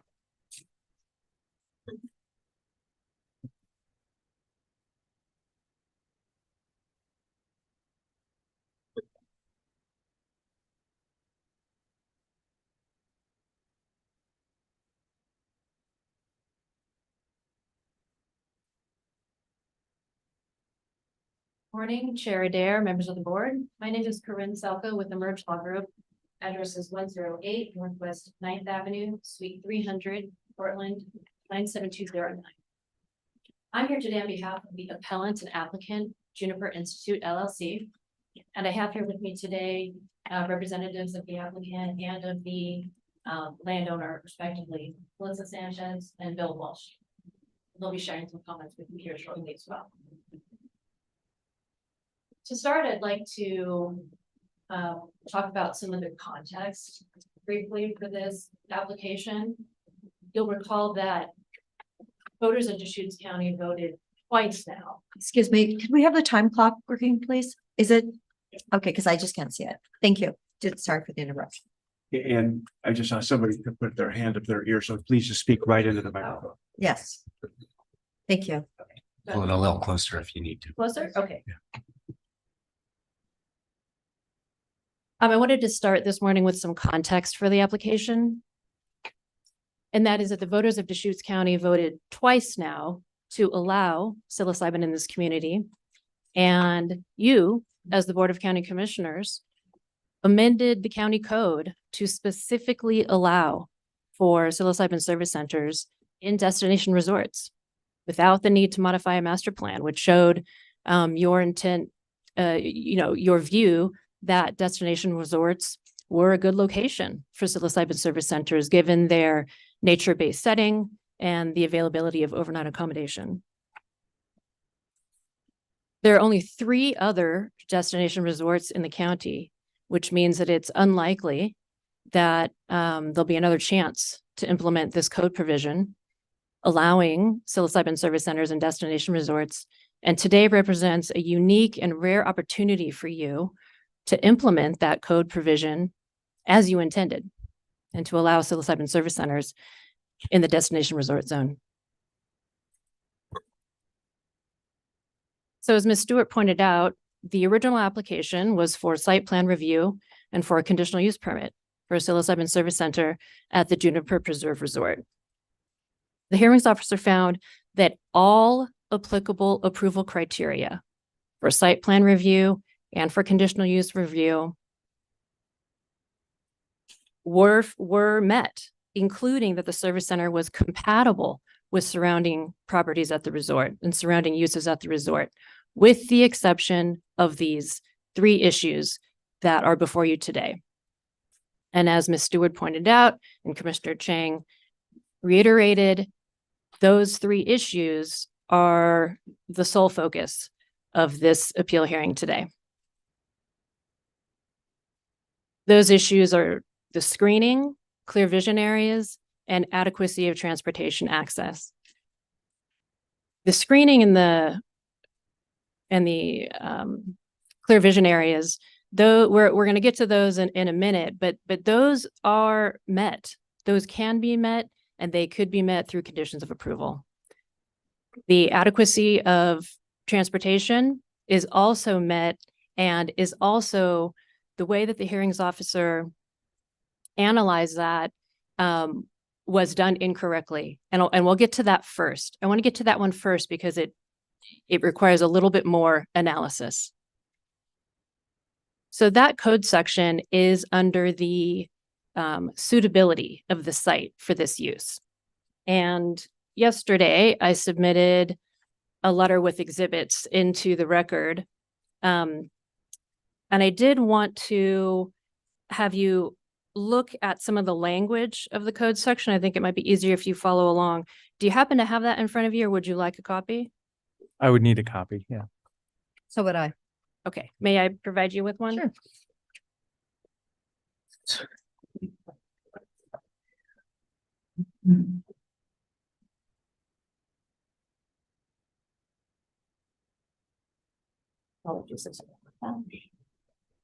Thanks. You're welcome.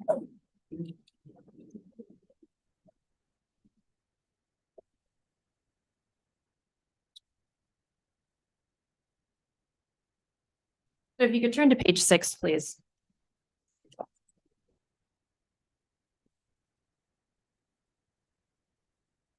Oh, sorry. If you could turn to page 2 first. So at the top of page 2, it shows you the actual code provision at issue, which shows that the code provision states the site under consideration shall be determined to be suitable for the proposed use based on the following factors. And there are 3 factors. And the hearings officer found compliance with factor number 1 and factor number 3. So the issue before you today is the second factor, which again is not its own separate approval criterion. It's just a factor of 1, and that is adequacy of transportation access to the site. This factor deals with the physical characteristics of transportation access to the site. And the hearings officer erred in a number of ways in this analysis. The first error being that the scope of this factor does not include the BLM right-of-way access to the resort. What the hearings officer found was that there was insufficient access due to the 4-mile right-of-way that travels over BLM land to access the resort as a whole. And when the resort was under consideration in their conceptual master plan or their final master plan, this access road was at issue. Was there adequate access to the resort as a whole? Could emergency vehicles get there? Was there sufficient capacity? Was it wide enough? Those kinds of issues. Now that the resort is fully developed, the specific site that we're looking at for the Sale Assignment Service Center is just one lot within the multi-acre resort. And the access to that site is from Pronghorn Clump Drive to Nicholas Drive. Those are the access roads. There's no need, and in fact, it's error to consider the larger access road to the resort as a whole. One of the clearest ways, and I can show you why that's error, is because the same language, adequacy of transportation access to the site, is used elsewhere in this code. And now if you turn to page 6, at the top of the page, I'll show you that the provision in the code that you see there is with regard to site plan review. So site plan review also requires adequate transportation access. And the language there is that approval of a site plan shall be based on the following criteria. Transportation access to this site shall be adequate for the use. And the hearings officer found compliance with that code provision. And this board should look at the same language that's in their code and interpret it the same. And here the hearings officer didn't do so. The hearings officer interpreted this provision requiring adequate transportation access in the site plan review requirements. He found those met, but he says that under the suitability criterion, the factor of adequacy of transportation access was not met. And this board has deference to interpret their code as they see fit. And it makes sense that the language in the code should have the same meaning in separate code provisions. Let me give you another example. Question. Oh. So just for clarity, so we're talking about transportation access across the BLM easement specifically right now, both of these points? That is where the hearings officer found there was a deficiency. So to be clear, thank you for pointing this out, Commissioner DeBonne, the hearings officer specifically found that access to the site itself from Nicholas Drive and Pronghorn Club Drive was adequate explicitly in his decision. The issue that we're talking about is whether or not it's even at issue to talk about the BLM access road to the resort as a whole. And it's that access road that the hearings officer said was not adequate. And well, let me make sure that that answers your question. Well, so I'm trying to kind of separate and get clear. So X amount of cars going down a road per day is trips generated, the size of vehicle, the parking capacity, and all these kind of physical things. And then the issue seems to be a federally illegal substance across federal land through this access. So, the design of a vehicle going down a road different than, the legality issue about federal law, I guess. Absolutely correct.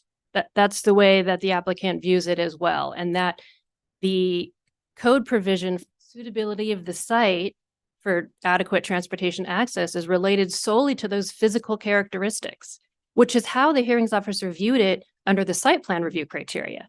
That Nicholas Drive and Pronghorn Club Drive had adequate capacity, were wide enough, emergency vehicles could make it through there, that those were physically adequate for the use. Thank you. You're welcome. So let me give you, just to expand on that, Commissioner DeBonne, let me give you another example of why we believe that focusing on the BLM access road to the resort as a whole is error. So assume that there's a little hamlet, and that the only access to the hamlet is over a toll road. And within that hamlet, there's a lot, and somebody wants to develop with some sort of retail commercial use. The approval criteria for that is not going to say, oh, make sure that anybody who visits that retail store pays the toll over the toll road. That the toll road that accesses the hamlet, it's totally separate. It was reviewed when the hamlet was built as a whole, but for an individual lot within there, there is no requirement to make sure that the toll over the toll road must be paid. It's a separate issue. And the same is true here. The BLM access road to the resort as a whole was already reviewed and approved as part of the conceptual master plan and master plan for the resort as a whole.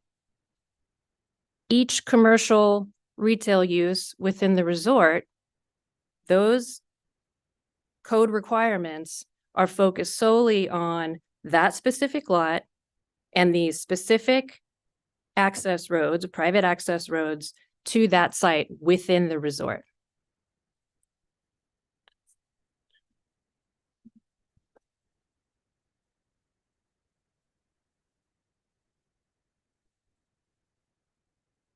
But even if you decide that somehow this BLM access road is relevant, I want to get into some of these arguments as well, in case you decide that the BLM access road is relevant. And the hearings officer erred in interpreting this private contract to make his land use decision. So the BLM right-of-way grant, the access road is governed by a grant, a contract between the BLM and the holder of the grant, which is one of the owners of the resort. And that's a private contract between those two parties. And the law is clear that a local government is not allowed to interpret or resolve a dispute related to that contract. And interestingly, the hearings officer agrees with that. There is case law in this county. The Deschutes County case, the Board of County Commissioners of Deschutes County in 2019 issued a case that Luba talked about, a case. It's called H2D2 Properties. And in that case, there was an easement in dispute. And the Board of County Commissioners in that case said, in general, a hearings officer or other land use decision maker is not legally authorized to interpret the meaning of terms or conditions contained within that contract. And Luba has also affirmed that in multiple other cases. The hearings officer agrees with that, actually, and expressly says so in his decision. But what he says is, I didn't need to interpret the BLM right-of-way grant. I didn't need to interpret that contract because on the face of that contract, the applicant can't do what it proposes to do. And that is factually incorrect. The hearings officer says on the face of the document that the applicant can't do what it intends to do, but doesn't point to any provision, does not point to any place in that contract where it says that the applicant can't do what it wants to do. In other words, there is no provision in the contract that says psilocybin may not be transported across this BLM access road. Well, just a little discussion on that. So, I'd taken an oath of office to follow the laws and the rules of the state of the Oregon and the United States of America. Probably a contract with the federal government says you'll follow the rules of the federal government. So, Yeah. so what I have in here, what I have in this letter are all of And I haven't been able to review it yet. Yep. Yeah. So there's 3 provisions in there that talk about compliance with federal laws. 2 of the provisions talk about compliance with federal laws and list those federal laws, none of which include the Controlled Substances Act. So let me give you an example. There's a couple of issues with this specific point that we're talking about, which is in this contract, must the holder of the grant comply with all federal laws? And I would argue that by the plain language of the contract alone, the holder must comply with all applicable federal laws, which they've listed out, none of which include the Controlled Substances Act. And this is maybe, typical of contracts. The contracts typically don't require literally, compliance with all laws ever. And more than that, a breach of or doing something illegal on that access road doesn't automatically lead to a termination or revocation of the grant. So, for example, there's plenty of residents or homeowners and guests that travel along that road from Bend or from other places to the resort. And because cannabis is legal in the state of Oregon and Bend has multiple cannabis retail stores, it is undoubtful that there have been many persons who go to a cannabis retail store in Bend, purchase cannabis, which is also still federally illegal, and travel down that road to come to the resort. And because that happens, which undoubtedly it doesn't mean that the BLM right-of-way grant is terminated. It hasn't been, and that's not the way the contract reads. So the mere fact that doing something might be federally illegal, it doesn't lead to an automatic breach of the contract, nor does it lead to an automatic termination of the contract. And that's the point where the hearings officer went too far. First of all, he wrongfully interpreted the contract. You have to be able to, in order to determine whether or not a federal law was breached, you have to interpret the contract. In order to determine whether or not there was a breach of the contract, you have to interpret it. And that, number one, is not lawful. It's not lawful for local government to do that in making a land use decision. But number two, even if there was a breach, it doesn't lead to the automatic conclusion that what the applicant wants to do can't happen. Take a lease, for example, landlord-tenant lease. The lease may say rent is due on the first of the month. But just because a tenant doesn't pay on the first of the month, that doesn't mean that they're kicked out, that the lease has been terminated. There could be a grace provision in the lease. The tenant could have paid late and the landlord accepted it. There could have been something else going on. There could have been a habitability issue in the house that the landlord didn't fix. And so the tenant wasn't going to pay rent until it was habitable. This is why, this shows why it's improper for the hearings officer to have interpreted the contract to resolve the parties' dispute in this way in making this land use decision. That is not something that a local government in making a land use decision should be doing. That dispute should be, that analysis and interpretation and dispute should be dealt with separately. And here we have an issue where the BLM was notified of the application. BLM was notified of this appeal and has not officially commented on this application.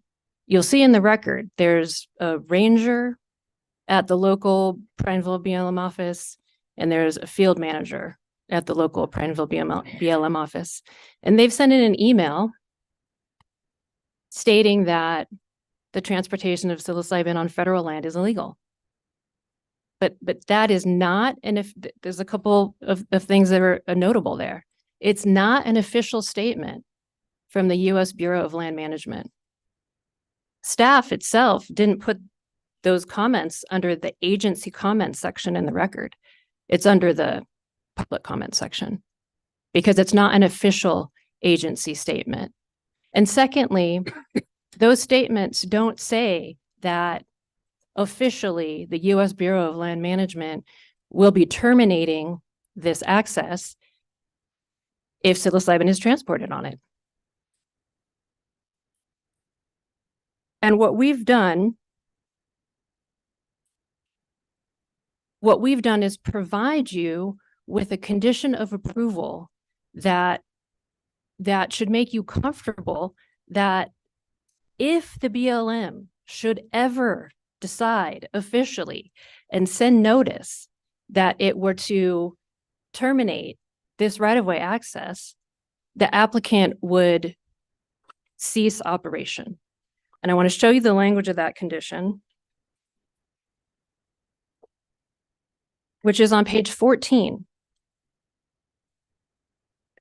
The applicant agrees to cease development or operation of the psilocybin service center if the U.S. Bureau of Land Management, through an authorized officer, issues a bona fide notice of intent to terminate the BLM right-of-way grant, pursuant to and in compliance with all applicable federal laws, regulations, and processes, and the terms of the BLM right-of-way grant, provided that the notice specifies the basis for termination relates to the possession, transportation, or delivery of psilocybin along the BLM right-of-way.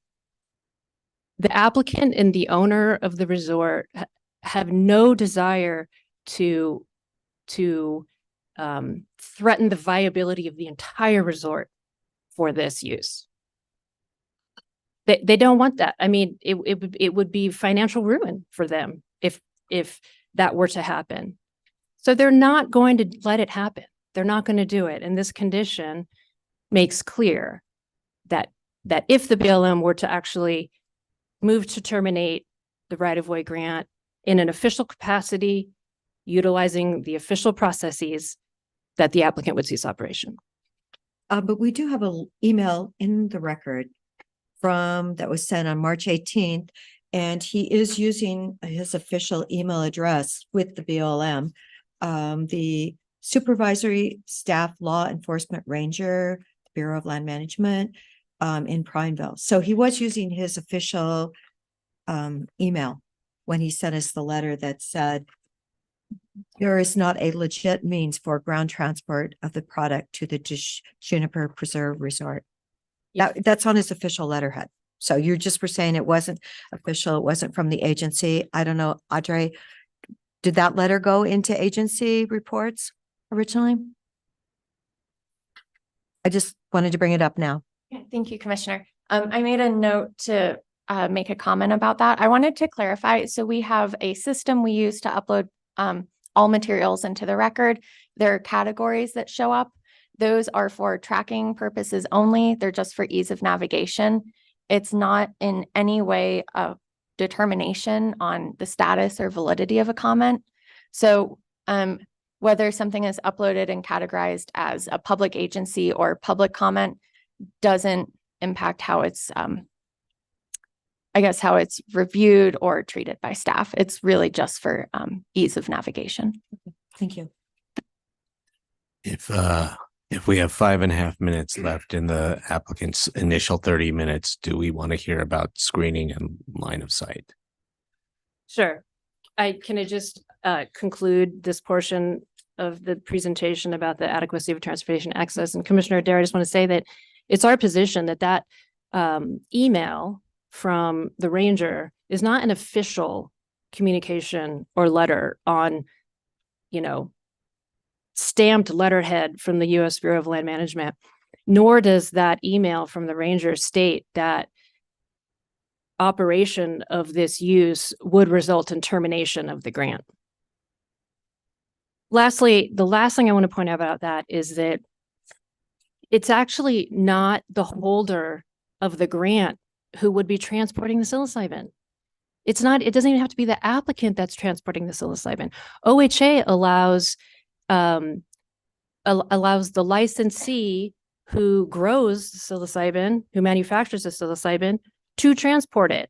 So in other words, the party to the grant wouldn't even be the one doing the transport, which is, again, another reason why analyzing and interpreting the contract and trying to resolve that dispute is not something for the county to decide. Okay, if there's no further questions on that, then moving to the screening section. Can we join the Zoom to put up, I want to show you a demonstrative.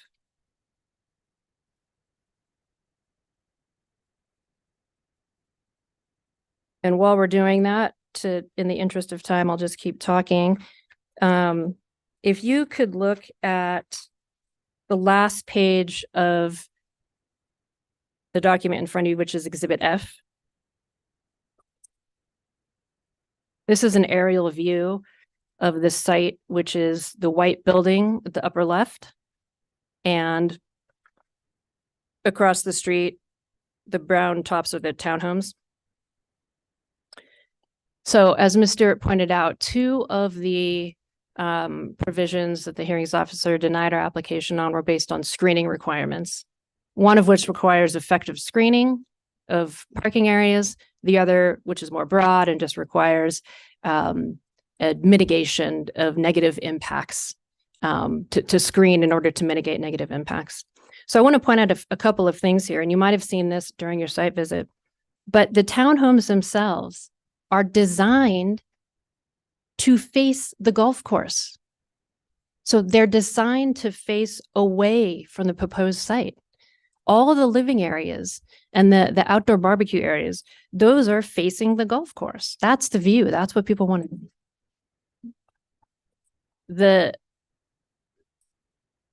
Oh, it's okay. So you can now see it on the Zoom too. So the area that actually is facing the site are the townhomes' own parking areas, their own driveways. They're looking at their own cars out the backside, which is not the main living area. And so it's like the townhome's own parking is what is facing the parking lot of the site. And so the design of the townhomes themselves mitigate the negative impacts from this development. Next, with regard to screening, we can't help but also talk about the clear vision area standard, because those are actually sort of competing provisions. There's a clear vision area that needs to be at the parking area. And if you look at the 2 pages before that area on Exhibit D, shown now also on your Zoom, you'll see that the red hatched area at the entrance to the parking lot is the clear vision area. And the applicant is prioritizing safety. So to maintain that clear vision area, we do have landscaping all throughout the parking area. But in order to maintain that clear vision area, the code states that those trees and shrubs directly adjacent to Nicholas Drive must be 3.5 feet or lower. But what you'll also notice is that on the side of the townhomes, there are big trees, which also effectively screen the townhomes' own parking areas from the proposed uses parking area. So there is effective screening from the big trees, from Nicholas Drive itself, and the design of the townhomes. So we believe that, you know, the board can interpret this provision to find that the applicant has effectively screened their parking area.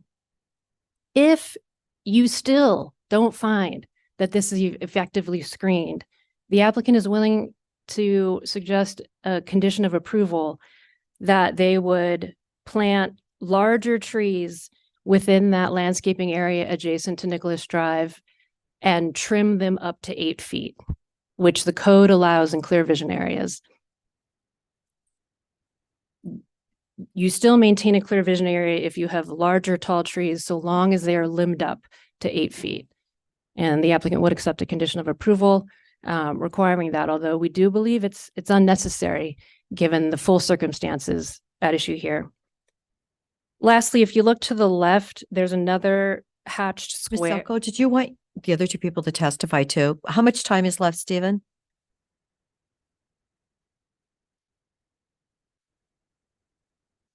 I believe it was going to be done at the 30th at 10:10. What? Okay, the time has expired, so we can give you, I know, we can give you some extra time, but I didn't ask a significant number of questions. but I just wanted, okay, 5 more minutes if you want to let the other two people testify. Let me just finish up with this last issue and then I'll let them testify. We will do our best to be extremely short here and I appreciate the extra time.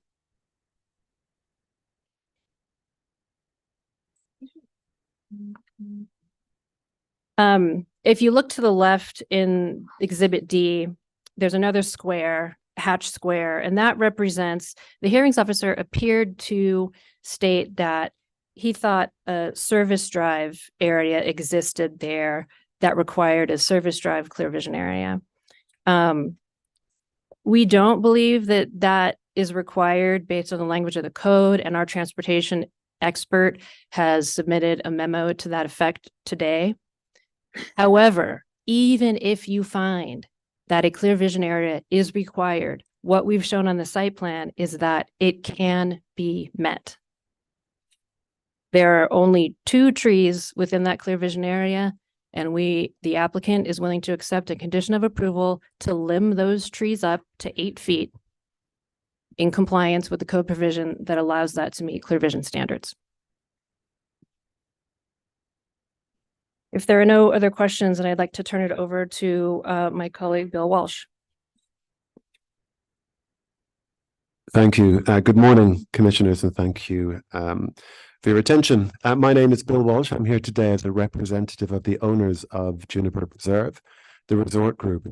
Now, at the previous hearing, I spoke at length about the positivity of the intentions and the purpose that the owners have in the plan to establish a psilocybin service center at Juniper Preserve. Owing to the very focused nature of this appeal, I will refrain from repeating that narrative. It's on record, but I did want to be here today to make myself available to answer any questions that commissioners may have relative to the resort group's intention, the resort group's purpose in this request, this application to establish a psilocybin service center at the resort. By way of introduction, for 30 seconds, if I may introduce myself and give a brief background. I'm a luxury hospitality and real estate specialist. My career spans more than 30 years. I've held senior leadership roles in a multitude of international luxury hospitality and real estate organizations globally, from Kempinski in Europe through to Jumeirah in Dubai.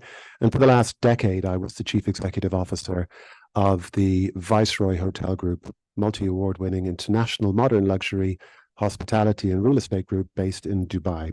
I now operate as an advisor to and a representative of the resort group, and I'm involved in a multitude of projects at Juniper Preserve for them, including this application.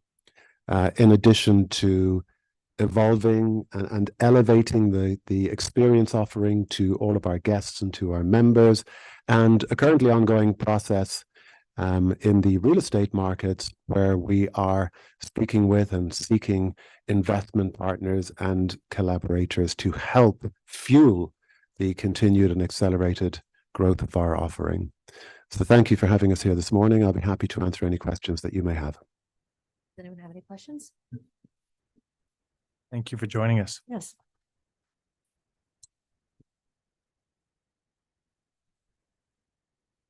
Good morning, Commissioners. My name is Melissa Sanchez. I lead the psilocybin initiative at Juniper Preserve. In 2022, you heard from various groups within Deschutes County through public hearings, written submissions, advocating for psilocybin services in the unincorporated areas of the county. Their support was made abundantly clear in 2022 when 56.49%, that is over 59,000 of your constituents, expressed their support for psilocybin services, specifically psilocybin services located within unincorporated Deschutes County. Furthermore, you as the board made the decision to allow these in destination resorts. Despite these strong mandates and the will of the people, Deschutes still lacks access to such a center due to the prohibitive cost and the developmental barriers of creating one. Juniper Preserve has dedicated significant resources, time, and effort to this cause for over 2 years. We've been amenable to all of the proposed guidelines and requests of the county in order to bring the Juniper Institute Center to fruition. We are committed to implementing robust safety measures for the safety of our resort beyond what is mandated by the state, and we've done so because we believe in the good that can come from psilocybin mushrooms. Today, we're here to deliberate on the 3 subjects mentioned, and you will hear testimony from many members of the Pronghorn Club at Juniper Preserve community. They share concerns about their family's safety and the value of their investments. Although these are not related to any approval criteria, I assure you that Juniper Preserve has, and respectively, the resort group management have equally and more thoroughly evaluated these factors as owners of the property. You may hear less direct testimony today than you have before about supporters of this location. To respect the board and your time, we did not encourage many to attend. However, I urge you as public servants to represent the will of the majority of your constituents, to put aside outdated, unfounded fears, and consider the vast positive impacts of proper licensed psilocybin service center at a destination resort can have on the well-being of an individual, a household, a community, our county, the greater state of Oregon, and citizens of the United States who are looking for safe access to this natural modality. How much time do we have? How many time left, Stephen? Okay, great. Okay. Thank you so much, board. Thank you, Melissa. Perfect timing. Before we go, I just wanted to ask if you'd like us to answer Commissioner Chang's questions to Ms. Stewart at the beginning about the ownership status of those townhomes, who stays in there, who owns them. Yeah, I would,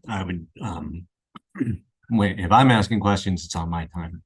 It's not part of your 33 minutes. So I would like that question answered. I have one additional. Okay, sure.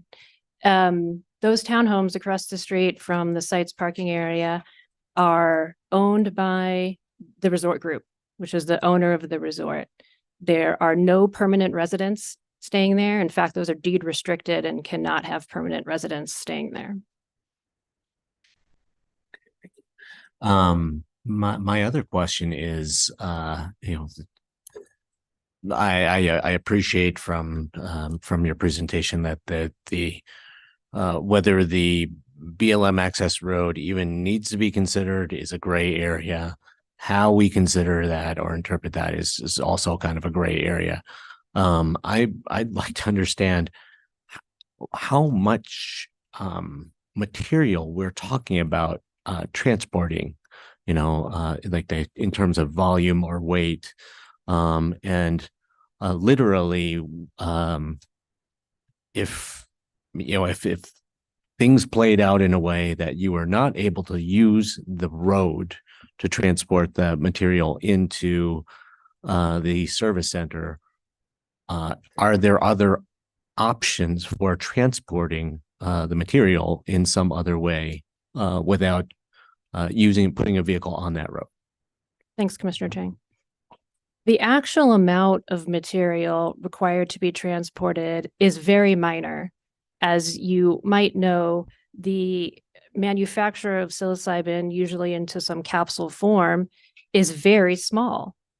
And so we're not talking about pounds and pounds and pounds of material being transported all at once. This would not be a van. It wouldn't even be an SUV. It could just be a passenger compact vehicle that would be transporting maybe not even once a month, maybe once a month, maybe once a quarter.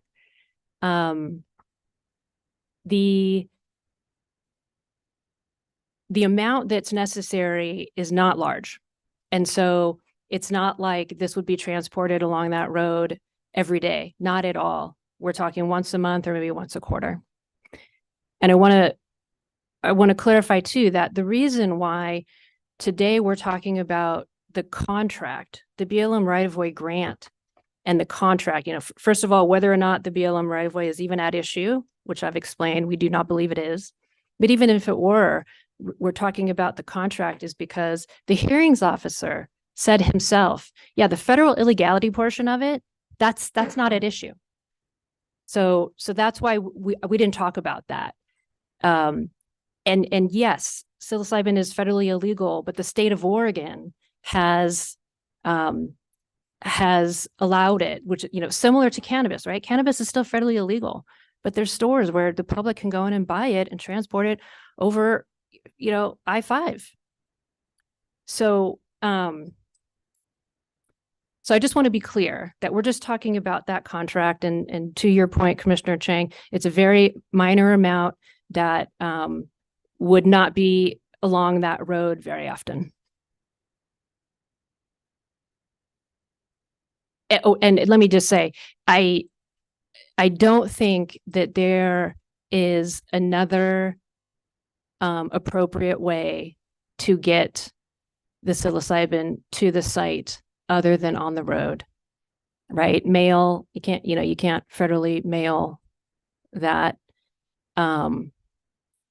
Something like droning it in, frankly, that seems more dangerous than putting it on the road. So we do not believe, we believe that this is why we're before you here today and to appeal on this one issue.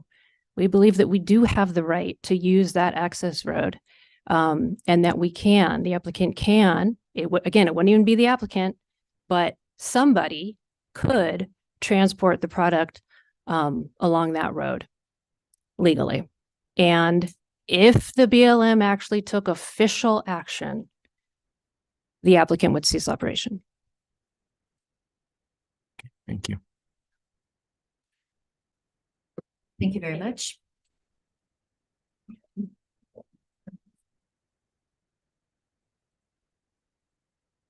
Okay, so right now we have time for people that are supporting it. And of all the forms I have here, there are only people opposed, 6 people.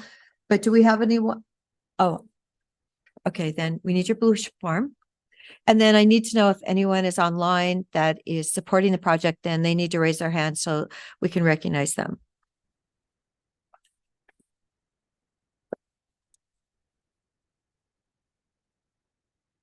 Oh, okay. So Piper Lucas, would you like to come ahead?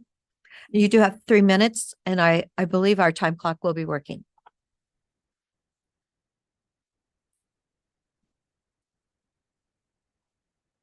Hello, Commissioners. My name is Piper Lucas. I live at 65729 Old Bend Redmond Highway, Bend, Oregon 97703 in unincorporated county.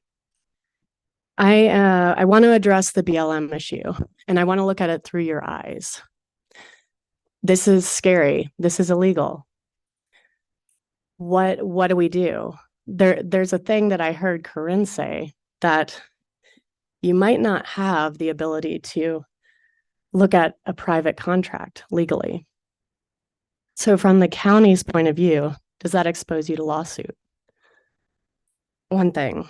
Another is there's 10 producers of psilocybin and none of them are in Central Oregon. There are 4 service centers in Central Oregon. All of them are getting deliveries currently, going over BLM land and going over national forest land. That is happening right now. So that's really all I have to say in this case.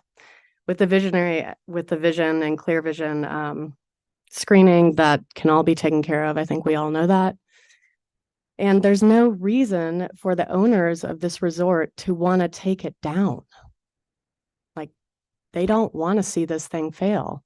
They don't want the homeowners to be upset. They don't want property values to go down. That's not in their interest.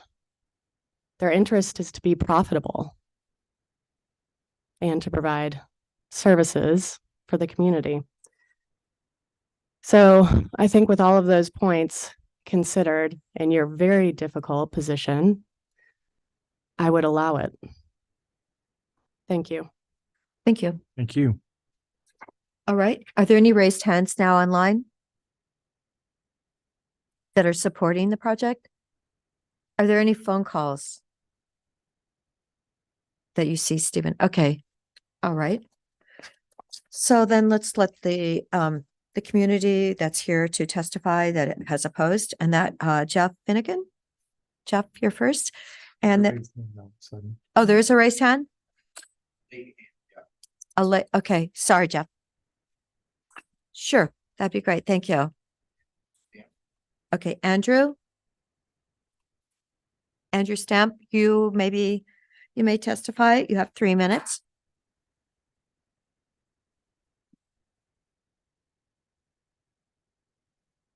Could you please identify yourself? You need to unmute, and we need your address. Let's see. Start. There you go. Thank you.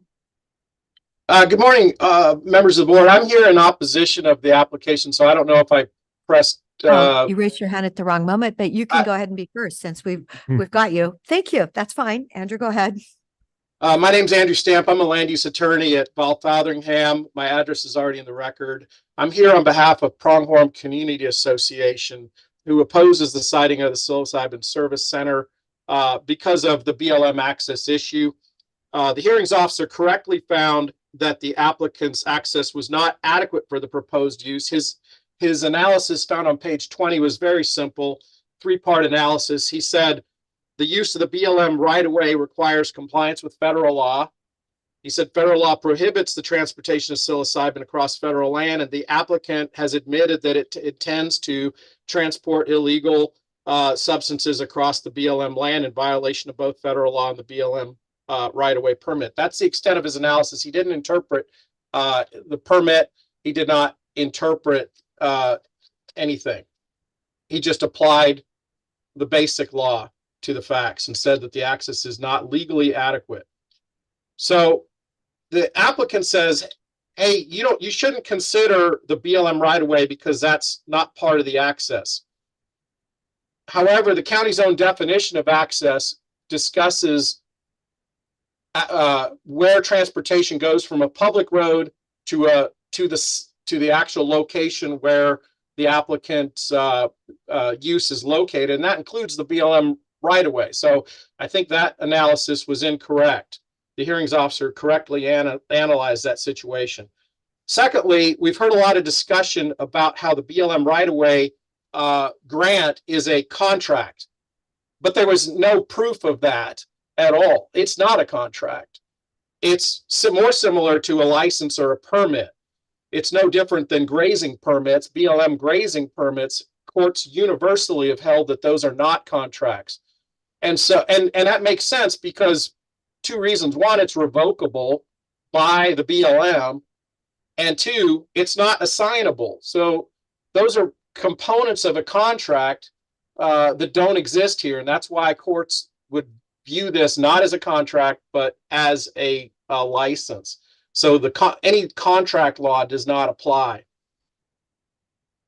The applicant made an analogy to cannabis, and I was kind of surprised by that because there's an obvious difference with cannabis, and that is the federal government via the DOJ has specifically said that they wouldn't enforce cannabis laws in the states. There's no similar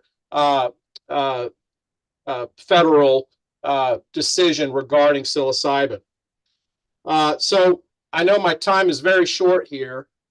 I did submit a letter yesterday. I would appreciate it if you didn't make a decision today, but actually read all of those letters, because I go into a lot more legal detail in that.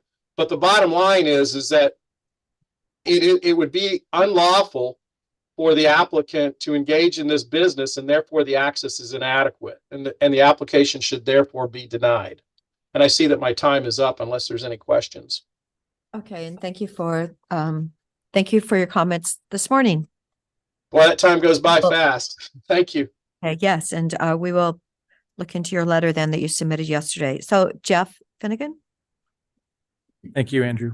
Yes, thank you so much, Mr. Sharp or Stamp. And then Kara Golden will be next.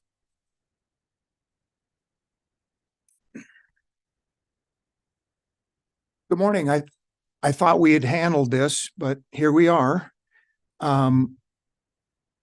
The law is clear, I heard just a few minutes ago, and yet I hear a lot of double talk along the way.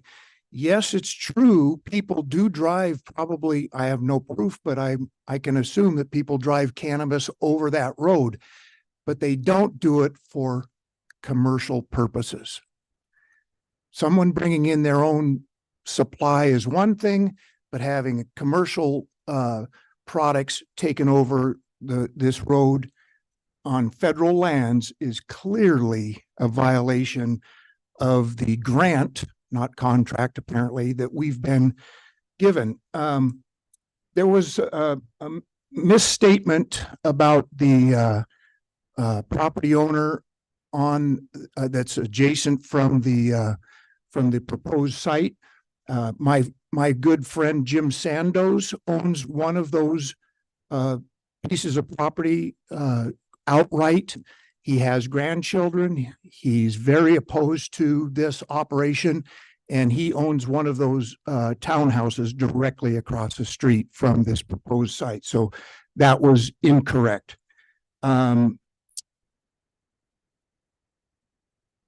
There was one other thought that I wanted to share with you, and if I may donate 1 minute of my time to one of the other speakers, I'd like to do that.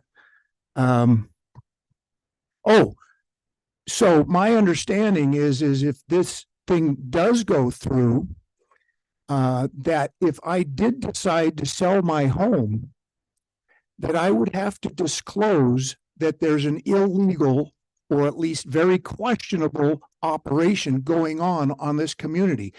If I'm selling my home that I've invested most of my assets into, can you imagine if I'm talking to, or if my realtor is talking to a prospective buyer, what that is going to do? And they've already, apparently, it seems like the real estate values at Pronghorn have been somewhat stymied over the last 18 months. And I believe that it's happening from this, but I understand that if this thing goes through and we will be required to disclose to a prospective buyer of my home that there is an illicit operation going on in the community, that it's going to seriously damage my property values. Thank you. Thank you, Jeff. Kara, and after Kara, Corey. Brennan.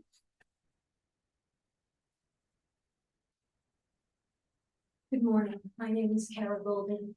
I reside at 66105 Pronghorn Estates Drive, Bend, Oregon. Thank you for the opportunity to address you and your team.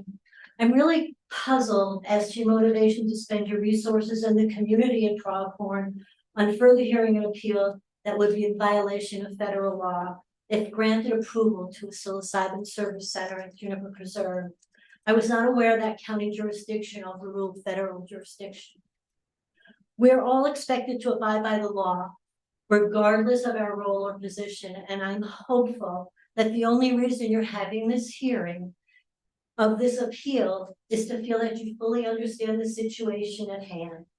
The hearing officer was hired and paid by the county to provide an impartial legal ruling, which has been rendered as a denial on those 4 points that were on the screen from Audrey. I realize as commissioners, you have a lot on your plates and that you rely on your teams. I am hopeful that Commissioner DeBonne, Chang, and Adair have read the hearing officer's report versus only reviewing the summaries provided by the planner. No offense, that's all.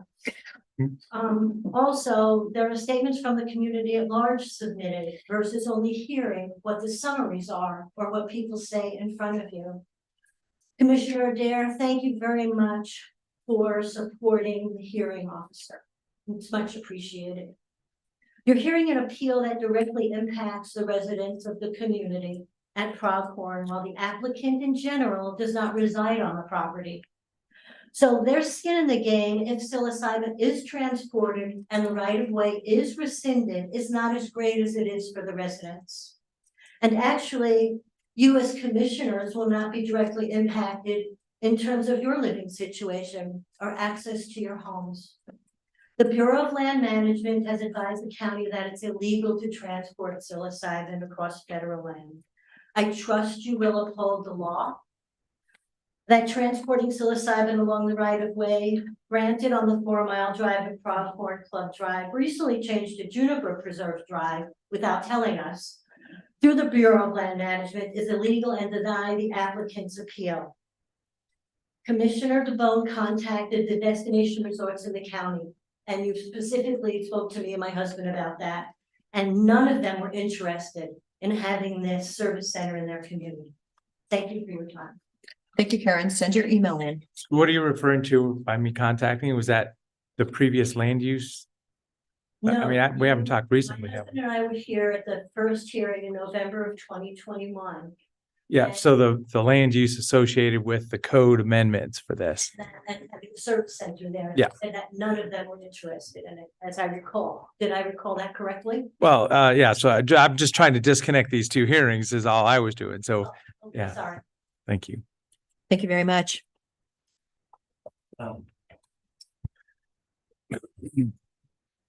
We have 3 of us that are presenting Um, together. in Commissioner, sequence. if I may jump in, Sure. some neighbors emailed me. They said they, because of the time limits, had sort of synchronized their presentations, and they asked if there were a few that could go in a certain order. Sure. And I said that would be up to the board. Of course, that's fine. I have no idea what it is. I've just, but go ahead. Patricia, you're first of the group. Do you want to all sit together? Like, Well, we'd each like 3 minutes, so. Yes. we want- Go ahead. I don't see why you couldn't. There's 3 seats sit if you next to want. Each other if you wanted to. Good morning, Honorable Commissioners and Administrator Lilac. Thank you for providing me with the opportunity to present to you today. My name is Patricia Lucas. I reside at 65950 Pronghorn Estates Drive. I live there. In the notice of appeal, the appellant asserts 3 grounds for claiming that the hearings officer erred in finding that the site for the proposed psilocybin service center lacks adequate transportation access. I and 2 other homeowners at Juniper Preserve, Paul Golden and Carrie Brennan, will present testimony and evidence rebutting each of these claims. I will speak to the first claim, Paul to the second, and Carrie to the third. The appellant and its attorney, Ms. Selko, argue on appeal that transportation access to the site is provided exclusively by Nicholas Drive and the BLM right-of-way is not applicable. The hearings officer was, and the board on de novo review is required to decide transportation access based on the evidence submitted for the record. The purposes of de novo review, the code provides that all testimony, evidence, and other material presented to the hearings officer will be considered part of the record on review. The applicant submitted the following testimonial evidence in the applications and letters from Ms. Selko to the hearings officer. Transportation access to the Psilocybin Service Center is from Pronghorn Club Drive to Nicholas Drive. Juniper Preserve and hence the proposed site has legal access to a public road. The primary access road to the resort is via a BLM right-of-way grant over BLM land. The Pronghorn intangibles owned parcels, including the subject lot, benefit from and have access rights via the BLM permits over and across all roadways within the resort. It is expected that this reservation only service center for resort members and guests will draw approximately 41 weekday daily trips into the resort, with about 5 peak hour trips impacting the public roadway system. This evidentiary record shows without question that transportation access to the site is via the BLM right-of-way to Nicholas Drive. Moreover, the Deschutes County zoning code defines access to mean the right to cross between public and private property, allowing pedestrians and vehicles to enter and leave property. The BLM right-of-way traverses public land from Paul Butte Highway to Nicholas Drive, a private road. The Deschutes County planning staff, the county attorney, and the hearings officer have all recommended that you reject this appeal and application. I would like to respectfully request that you do so. Thank you for your consideration. Thank you, Patricia. And I believe the next person is Paul Golden. Did I get that right? Good morning, Paul Golden. I live at 66105 Pronghorn Estates Drive, Bend, Oregon. As Patricia said, I am a homeowner and full-time resident at Juniper Preserve, and I will be speaking to the appellant's second ground for claiming reversal. The appellant and Ms. Selko argue the hearings officer's finding on transportation access violated the LUBA established legal principle that a land use decision maker is not legally authorized to resolve disputes or interpret the meaning of third-party contracts.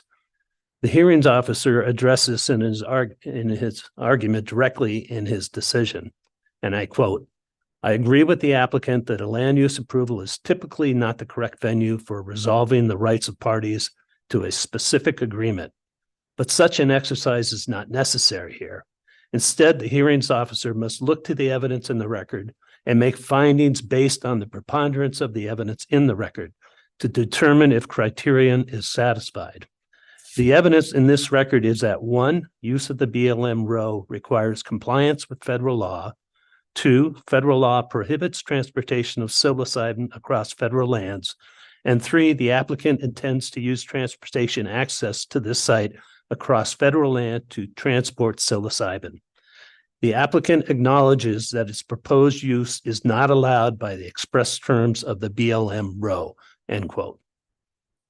The evidence the hearing officer looked to was set forth in letters dated March 19th and March 26, 2024 from Ms. Selko. In the March 19th letter, Ms. Selko submitted the BLM road grant as proof of access and said that Juniper Preserve and hence the proposed site has legal access to a public road. The primary access road to the resort is via a BLM right-of-way grant over BLM land, and she attached that as Exhibit E. In the March 26th letter, Ms. Selko made these admissions. The applicant agrees that recreational use of psilocybin on federal land remains illegal, and that transportation of any and all psilocybin through federal land would be a violation of federal law. And finally, that there is not a federally legal means for ground transport of the product to the Juniper Preserve Resort. LUBA holds that a land use decision maker is permitted to use unambiguous terms of a private easement as evidence when determining whether an approval condition is met. And I think you can find that in McNichols versus the city of Canby in 2018. Here's section 4EE of the grant is unambiguous, requiring the holder to use the row in compliance with federal law. Further, Ms. Selko's March 26 admissions are evidence of the fact that federal law prohibits the transportation of psilocybin across federal lands, and of the fact that the applicant would use the BLM row to transport psilocybin to the site. In short, the hearings officer did not interpret the row. He did exactly what he said he had done. He made his finding based on evidence appearing on the face of the documents submitted for the record by Ms. Selko.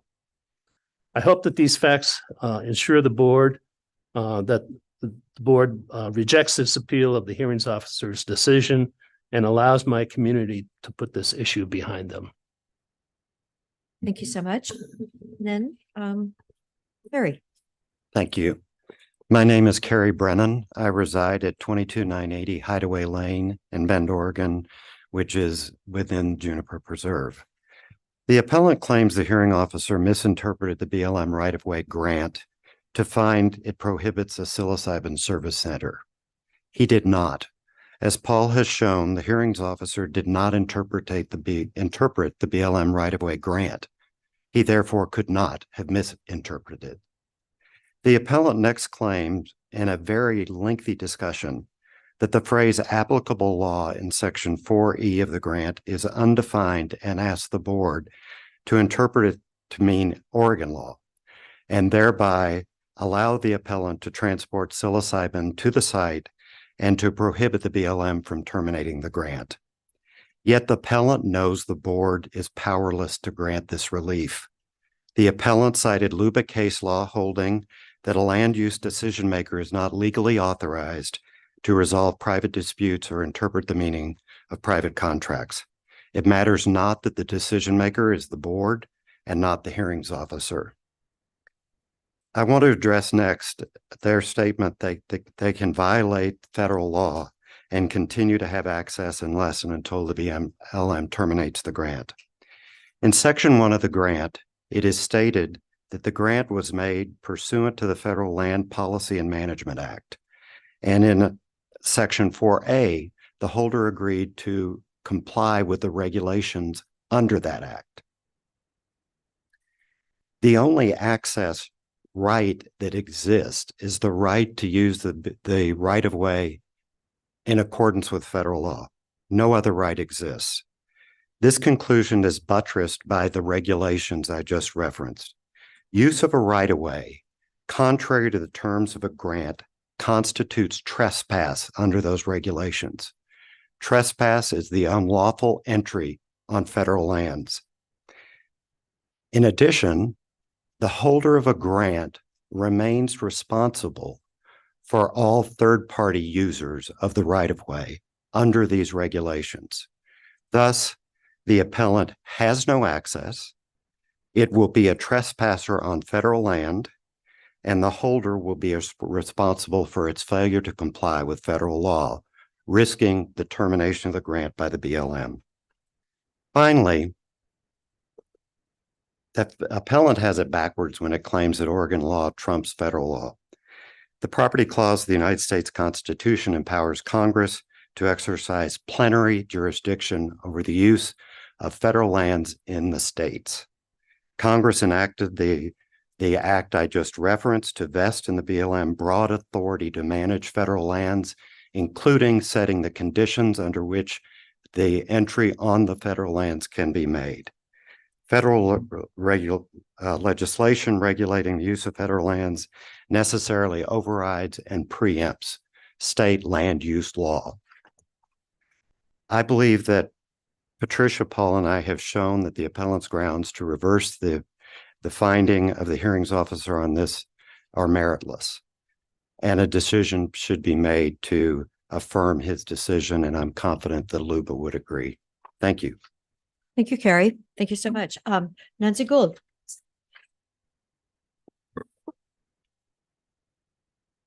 Stephen, will you be looking to see if there's anyone else online that's going to want to raise their hand?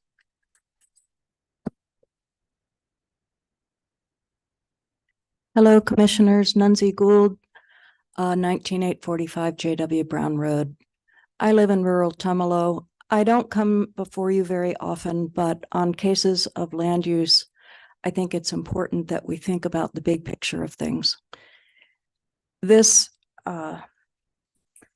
your staff identified this property or the site as, I think 8.2 acres. Is that how you described it, Audrey? Approximately. Approximately 8.2 acres is the site. Today, there is no platted road to the building that you're considering approving. If you go to your own dial, pull up the property, click on tax map, you will see that you have never deeded a road through that property. So if you doubt me, contact your surveyor's office. There is actually no road to get to this site, no Jack Nicholas Road to get to the site. This is very different than how you might go on Edmondson Road or Holmes Road or Obie Riley Road or Shevlin Park Road or Sprague Loop. Those all are platted and appear on a survey. Now, the road might be private, i.e. Jack Nicholas Road, but it still is platted. And in this case, there is no plat that brings that road into this tax lot. The other thing I'd like to bring to you to bear, this is 8.2 acres, and there are a lot of other uses that are happening right now on that property. And I think it would behoove you to think about what you're approving on that 8.2 acres and how it's being used. And ultimately, the oversight to that use comes to your code enforcement and those officials, and they need proper access in order to implement and enforce your code. And that's both your county code enforcement and your sheriff.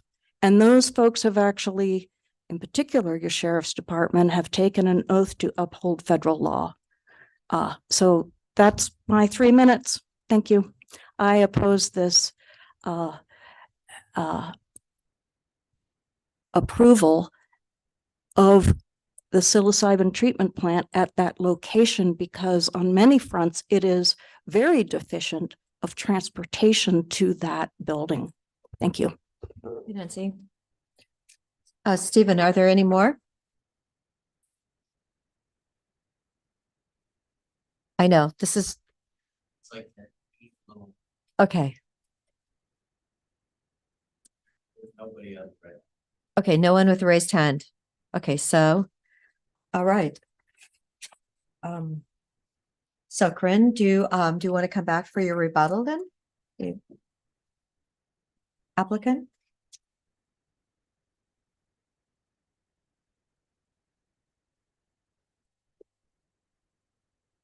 And you do have 10 minutes? 10 minutes, Stephen. Thank you.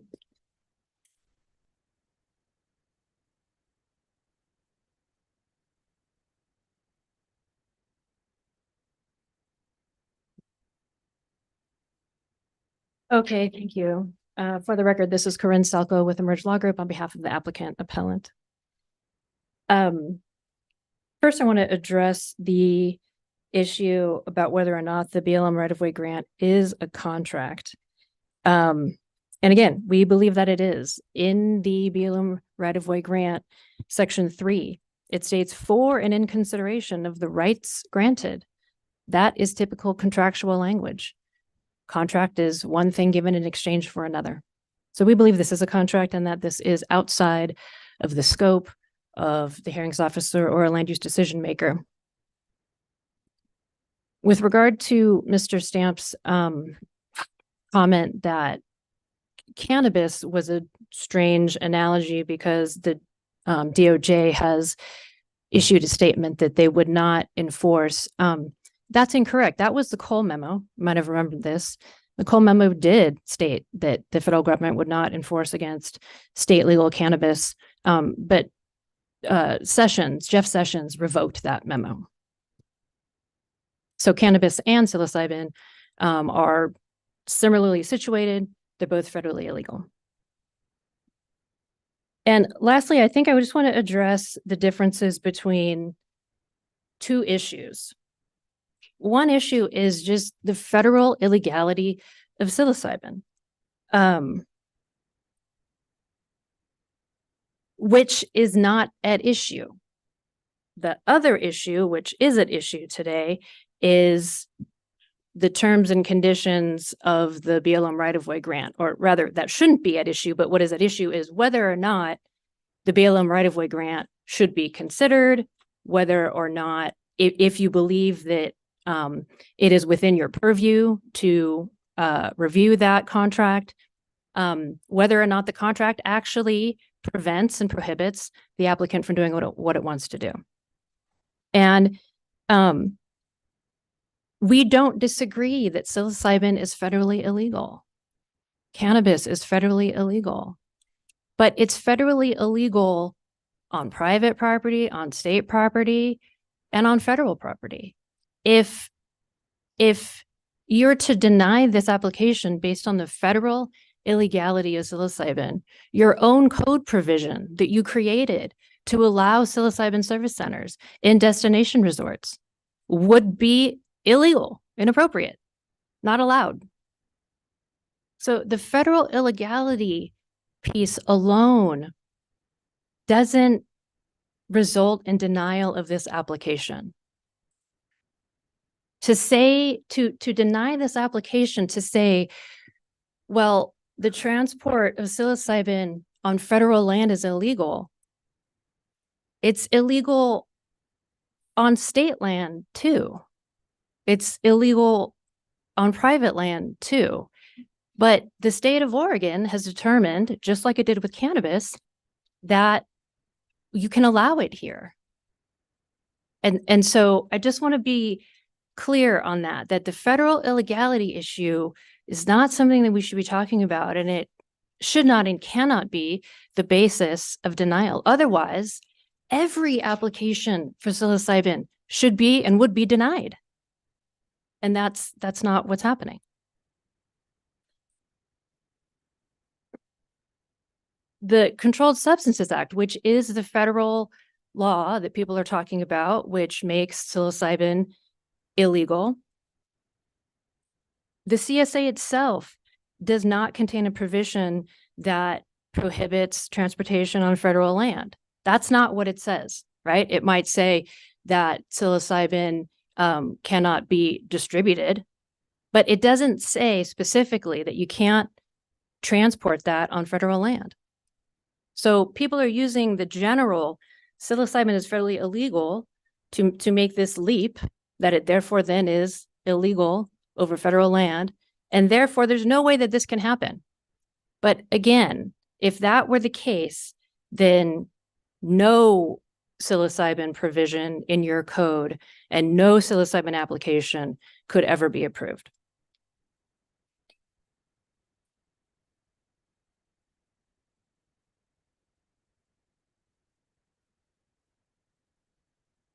The specific contract at issue, the BLM right-of-way grant, is between two parties. It's between the BLM and the holder, which is the owner of the resort. The owner, the holder of the grant, must abide by these provisions. It doesn't say that the holder must ensure that every guest must comply with every possible law. Again, that would mean that what you're saying is that anybody who visits the resort, who purchases cannabis at a legal store in Bend and brings it back to the resort, is violating the law, and that it's the resort owner's duty to prevent that from happening. And what are they supposed to have checkpoints at the beginning of the resort?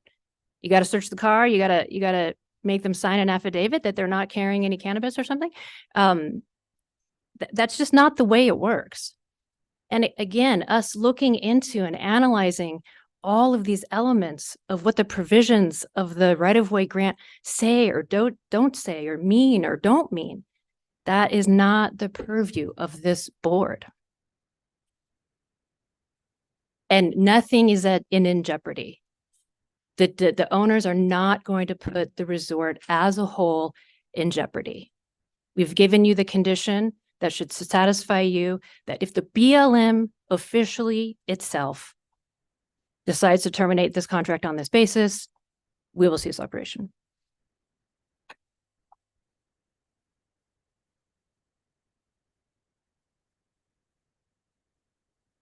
That's all I have. Thank you. Oh, thank you very much. Thank you. Audrey? Question. So, we're talking about that right away a lot here, but do you have items in the record now that could cure the the screening, the clear view and the parking? I mean, just to get clear on that, because I know this is a hot one lane here, but are there other items in here that are, not as controversial that would cure the other debated items or denied items? Thanks, Commissioner DeBonne.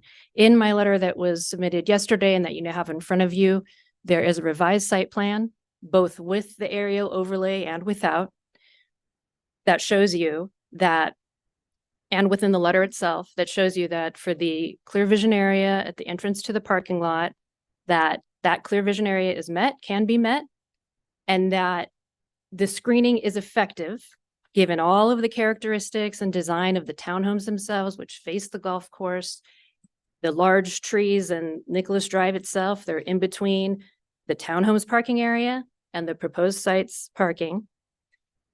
And that is effective screening. We also have a letter in from our transportation expert to that point. And if you still find that extra screening is required, we would agree to a condition of approval that would require larger trees trimmed up to 8 feet. So yeah, just thinking through the process, either approval or denial, partial approval or it'd still be one item. So are we going to reduce the denial items by having the, proposed new site plan? So you did show that to us. So I guess that's just for anybody interested in the record right now, is to make sure that we look at that also.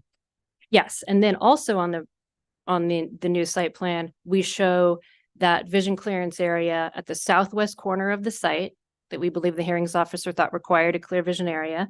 And we show that standard can be met. We would limb up those 2 trees to 8 feet.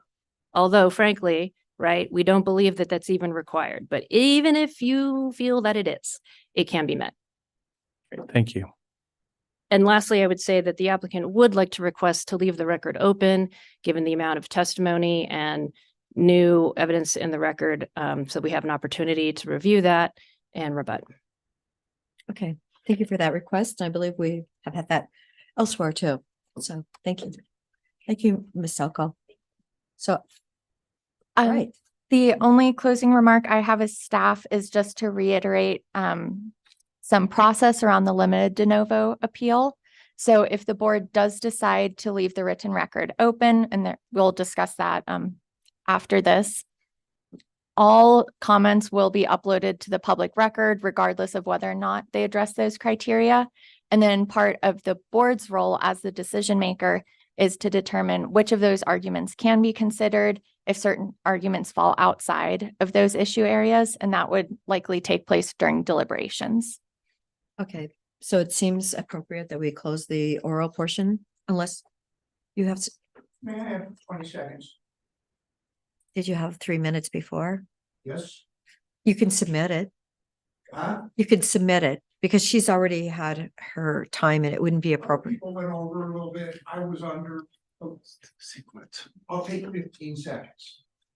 So this is procedural is the problem here. So we Right. could compromise who got to speak first and last. So. Please send in an email. It wouldn't be appropriate. I'm sorry. That's fine. I would love to hear from you, but So the next role for the board here is to decide which of those 4 options you would like to do. If you would like to close the oral testimony portion, if you would like to leave the written record open, if you'd like to set a date. number 2 seems appropriate. Okay. Yeah, I support closing the oral and leaving the written record open. And if the board would like to leave the record open, I would ask the applicant to come back up to the table for a discussion of the open record period. Okay. Yes, you have dates on here, what, Correct. 24th, the 31st, and then the 7th? And I am going to rejoin Zoom as a panelist. Okay. And share. Okay, we know that's going to happen really fast. Exactly. Ms. Selko, could you check your schedule? She had possibly said the 24th for new evidence, rebuttal the 31st of July, and then final legal argument August 7th. Thank you. That works for me. That works for, okay.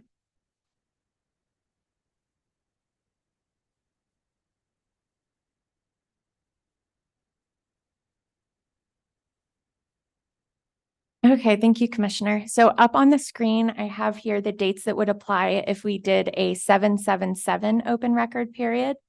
So this would allow new evidence and testimony to be submitted up until 4 p.m. on Wednesday, July 24th. Rebuttal testimony can be submitted up until 4 p.m. on July 31st. And then the applicant would have up until 4 p.m. on Wednesday, August 7th to submit their final legal argument. Okay. And for the sake of procedure, does the applicant on the record agree to this open record period? Yes, and I'd just like to confirm that submittal is to Audrey Stewart at Deschutes County via email. Correct. And I do have some notes I'll go over for both you and other members of the public. All submittals should be sent to myself, Audrey Stewart, and my email address is up here on the screen. It's audrey.stewart@deschutes.org. Deschutes County. Spell all those for everything is spelled, Stewart could be STEWART. Correct. Good point, Commissioner. I am AUDREY.Stewart with STUART at Deschutes.org. Deschutes County does not take responsibility for retrieving information from a website link or a personal cloud storage device. And electronic submittals must be received by the county server by 4 p.m. on the date of the deadline. And based on a 777 open record period, staff would look tentatively to schedule board deliberations around mid-August. Thank you. And that is the end of my remarks for that. I'll end my screen share. Okay, thank you so much. So I believe then our public hearing is over for today. If you do want to submit, you heard that you have until Wednesday, July 24th. And then the rebuttal period will be July 31st. Final legal, it will be August 7th. So thank you so much for joining us. We will adjourn now and we will start our next public hearing at 1 p.m. So if you want to stay with us today, we'll be back here at 1 p.m. Thank you.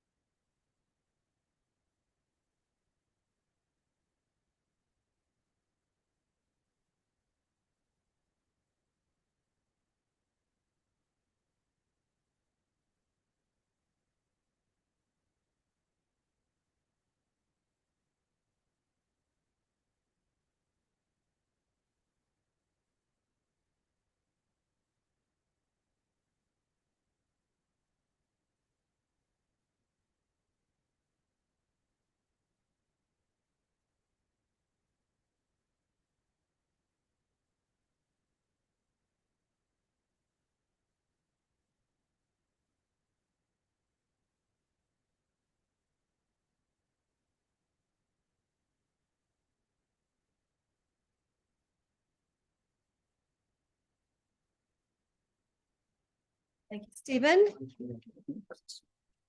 Okay, let's call our Deschutes County Board of Commissioners meeting back to order for the afternoon session at 1 p.m. So I believe now we're at item number 11, the public hearing. Commissioners, thank you. Dave Doyle, County Attorney. Let me tee this up for you before you actually open the public hearing. But what we have is a petition that's been submitted by the folks that would like to create the Tumalo Basin Sewer District. And the process is that there's a public hearing today. The folks submitting the petition are here at the table and they'll present and provide you with the information. The draft order that's in your packet indicates that the petition has been processed through the clerk's office and the assessor's office in community development, and it's met all the requirements for that. A second hearing is required, and that's set for August 7th. And if between now and the beginning of that hearing on August 7th, if 14 or more people that are registered electors within the proposed district file written requests for an election, then the matter would proceed to the most current election, which would be in November. They would meet the deadlines for that just barely, but they would do that. And so it would move on to the November election. If there are not 14 or more of those written requests submitted timely by registered electors within the proposed district, then the board would create the district by board order subsequent to that August 7th hearing. And again, this is the point in time when the petitioners, and I would suggest you open the public hearing at that point, but they could provide the information. Really what the board's doing at this point is determining if they think there's an area there that they've identified that could be benefited by this district and what this district would be providing. You could also determine if you think maybe there's land included in the proposed boundary that ought not be, or land that isn't included that should be. Again, that's getting down into the weeds somewhat. I'm not sure that that's something the board necessarily would want to do, but you certainly have that right to do that. So I would leave it at that. I have answer any type of procedural questions you might have.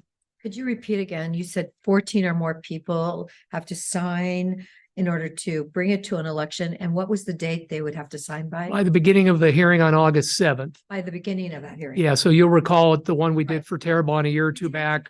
We had the documentation come in kind of at the 11th and a half hour, and we had to have Mr. Dennison, county clerk, had to verify that those were the appropriate people that were registered electors. And so in theory, that could happen again on August 7th. And Steve's assured me he and his office is ready to verify signatures and residences if need be as well. Thank you, Dave. So. And Dave, the form of that written request from those 14, that's just a sign on, like a sign on a petition, or? It's simply a written request that they have to sign it and indicate that they're an elector within the proposed district. And they simply sign requesting that the matter be put to an election. So it's not like an individual letter from each of those 14. We accepted group ones in the past with the Terrebonne. So if a number of people want to sign on a single one, we didn't see in the code where it had to be a separate letter. And if it was all on a single document or a couple documents, provided it was signed by electors in the proposed district and submitted timely, that those would be accepted. One more I will say there's 90 registered electors in the district, and that's how we come up with the number of 14. You have to have 15% or more of the folks that are registered electors in the proposed district. Yeah. So that's the magic number. It's actually 13 and some change, so we rounded up to 14. Okay, if there's two people at one house, do they get 2 votes then? They have to be registered electors. So Steve will verify that they're registered electors. Okay, thank you so much. So then. That huge area there's only 90 registered voters in that. Correct. Okay. Which, yeah, that's in the proposed boundaries of the proposed new district. I mean, that's pretty big mapped area. All right, so then I think it's appropriate that we open up the public hearing. And let's see. Who would we like to hear from first? The petitioners are all here. I'm not sure who's going to take the lead, but I think this would be the time to give sort of a high level overview of what it is you're proposing and how you came up with the boundaries you came up with. And The board will have questions, I suspect, and at some point, open it up to any testimony, the folks that might want to testify. Okay, well, thank you very much. My name is Robert Fish. I'm the chief petitioner one of the chief petitioners on this. I live in Tumalo and within the district there. And to start with, I'd like to thank the commissioners Adair, Chang, and DeBone for helping with the financial assistance through the ARPA funding that was available to help support the investigation of starting the district here. And I thank you for the opportunity to present a request for petition for establishing a special sewer district that will serve specifically the unincorporated Tumalo Basin area. To help explain how we arrived here as a group, I'd like to share a little bit of Tumalo history from what I have experienced myself. My sister Jeannie and I landed in Tumalo in 1972 when our granny purchased a parcel of land from the original owner and builder of the Tumalo Emporium, later known as the Tumalo Feed Company, and most recently, the Tumalo Steakhouse. That first summer was the greatest ever because as an 8-year-old, every day was an adventure and every night was a camp out. This was due to the fact that my sister and I were sleeping in a tent with our granny while our parents set up house in an old woodshed / single-car garage.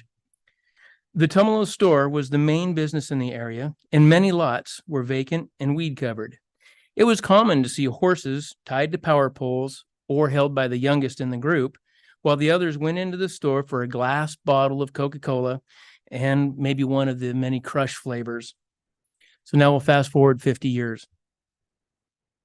Oh, good time. Dang it. Now we have technology. Yep, that was a good cue, really. Yeah. Didn't have that in 1972. No, not at all. We now have very few undeveloped properties in the area. The main drag has commercial buildings on both sides. There are several short-term rental units in the area, and we seem to be doubled up on coffee shops, hairstyle shops, irrigation company offices, workout facilities, cideries, and even food cart lots we have 2 of. If one were to explore the local area, we would see a post office, pottery shop, church, medical facilities, a large fire station, a fencing supply, 2 large buildings that housed a world-renowned leather goods manufacturer, and a motorcycle clubhouse. But lest we forget the houses. And all of these facilities utilize on-site septic systems of various size, design, and most importantly, age. Now, how we got here with this group is kind of a perfect storm of events. When the Tumalo 2040 plan received public review, many local residents were a bit upset because they felt as they had not been properly consulted on the vision of Tumalo. They interpreted the verbiage as being vague and easily construed to create a neighborhood with unwanted development. Around that same time, the Tumalo Sewer Feasibility Study was being hammered out with much more resident involvement, though. The feasibility study presented 3 basic options, a bunch of guesses on the potential cost of each option, and it created even more questions about what was actually going to happen. This, in conjunction with the 2040 plan, made the residents very upset. The final straw was an understanding that a private developer might have the ability to simply install some sewer lines, have the means to treat the effluent, force people to hook up if their septic systems had a problem, and then charge whatever he decided. These 3 events propelled a number of the residents to join together and form this Tumalo Basin Sewer District Formation Committee that is before you today. Our goal as the committee is to develop a user-based operation plan that supports good environmental stewardship, cost-effective treatment, acceptable growth, and a vision to keep Tumalo as possible. Establishing a special sewer district that will operate as an official localized governmental agency is the best sort of governance for this endeavor. We respectfully ask that the Board of Commissioners support this formation as presented. Okay, and we recognize the next speaker. Good afternoon, Board of County Commissioners. I'm Nancy Blankenship, and I'm serving in as a consultant capacity. We wanted to just kind of review the process that we have followed in forming the Tumalo Basin Sewer District in accordance with the statutes and the Deschutes County's process. Pursuant to the statutes, the prospective petition was submitted to the Deschutes County Clerk on February 28th of this year.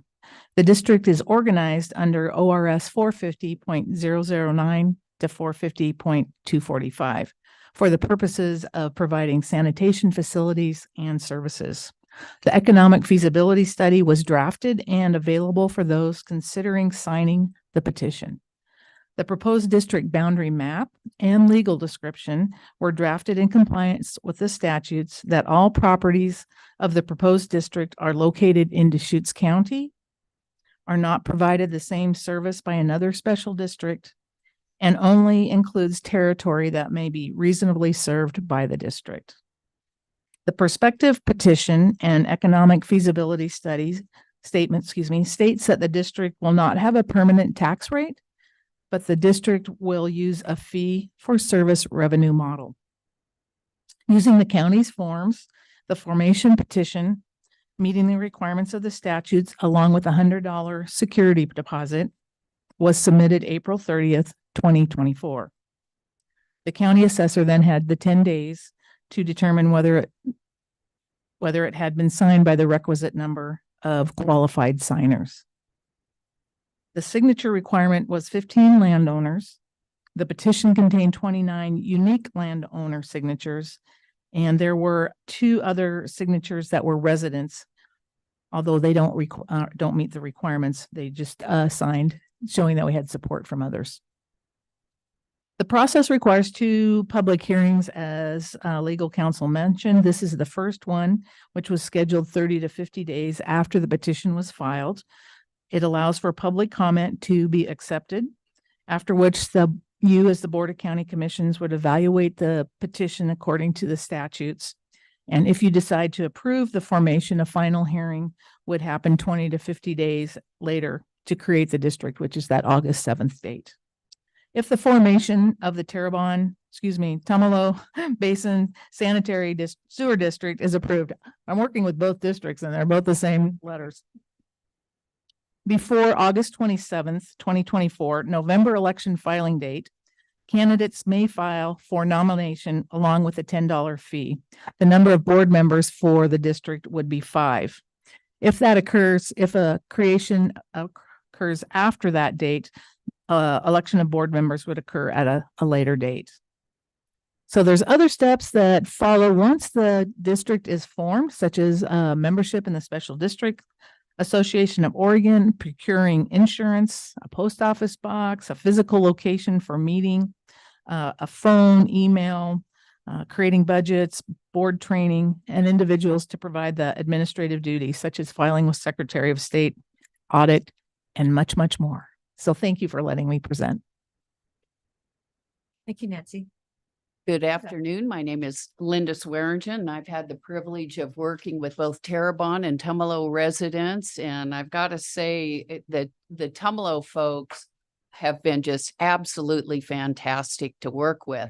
And the real difference between Terrebonne and Tumalo is we have more residents to work with. In Terrebonne, we primarily had to work with commercial businesses. And so this board is very hands-on because they live in the district. And that's been really nice to have in this process. So the very first thing we did is we sent out a postcard inviting all of the individuals in the Tumalo community to attend our open house. Even though we knew some of them weren't going to be included in the boundary, we wanted people to have an opportunity to hear about the proposed district formation and to talk with actual neighbors and committee folks. So we held our open house at the Tumalo Elementary School on February 27th, and we had a great turnout, and we had a number of people that just came in to find out what was going on. Some were for it. At the time, I don't believe any of us talked to people that were against it. We primarily provided information to folks. And the other thing that's unique about this particular process is we gave people an opportunity to say, we want in or we want out. And we're very clear with folks that this was to form the district and the district boundary, and that while we could show that it was a feasible project, we couldn't give them exact numbers at this point in time as far as hookup fees and those sorts of things. And so we did have people say, well, I've got a new system, I'd like to be excluded. And then we had more people that actually said we wanted to be included. And so what we did is after we had that meeting, we put together a boundary map based on the information we received from that meeting. And the other thing that was unique about this particular process in Tumalo is our committee went door to door, knocked on doors, met with their neighbors. They made phone calls.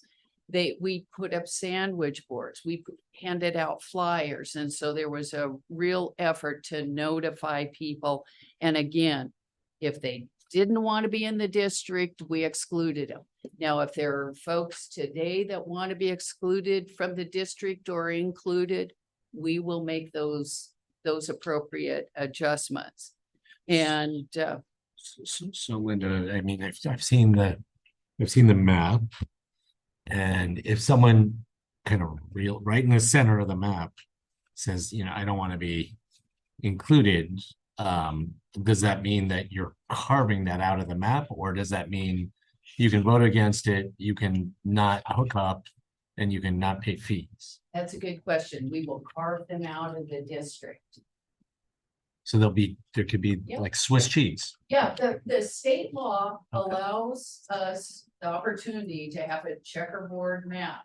And the board has indicated they do not want to force people to hook up, even say we're successful with forming the district. Say we're successful in obtaining grants and loans and we're good to go, we're moving forward.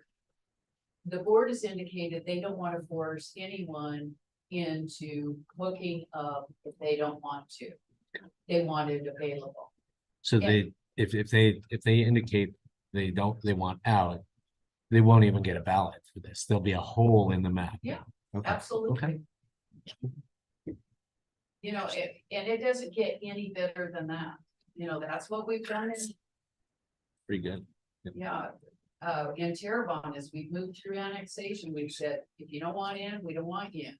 So the same is true here. And I know Ryan's gonna explain to you what's happened in Terrebonne. It's an example of what we anticipate happening in Tumalo as far as giving additional information for residents and businesses to decide whether or not they want to vote up. But again, the focus is district formation. A lot of these questions aren't going to be answered until that board's up and running, and we've heard from our state federal partners on how much money we have and some bid costs. So, but it doesn't get any better than you want in or you want out. Let us know. So it looks like the two irrigation districts are opting out. Tumalo and Swally, if you're in the red, I think they're in. They're in. but it points to a red.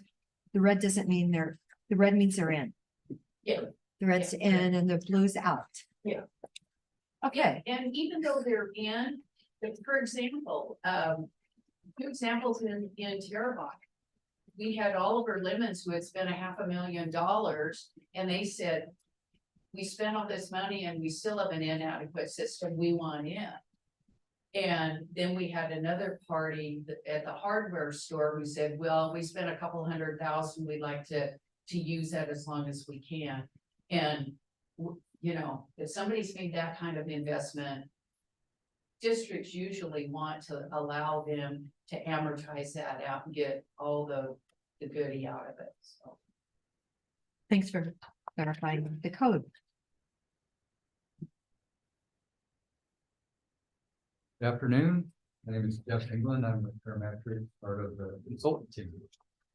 I'm going to run through a little bit more about the district boundary formation process and the economic feasibility evaluation or analysis that we did.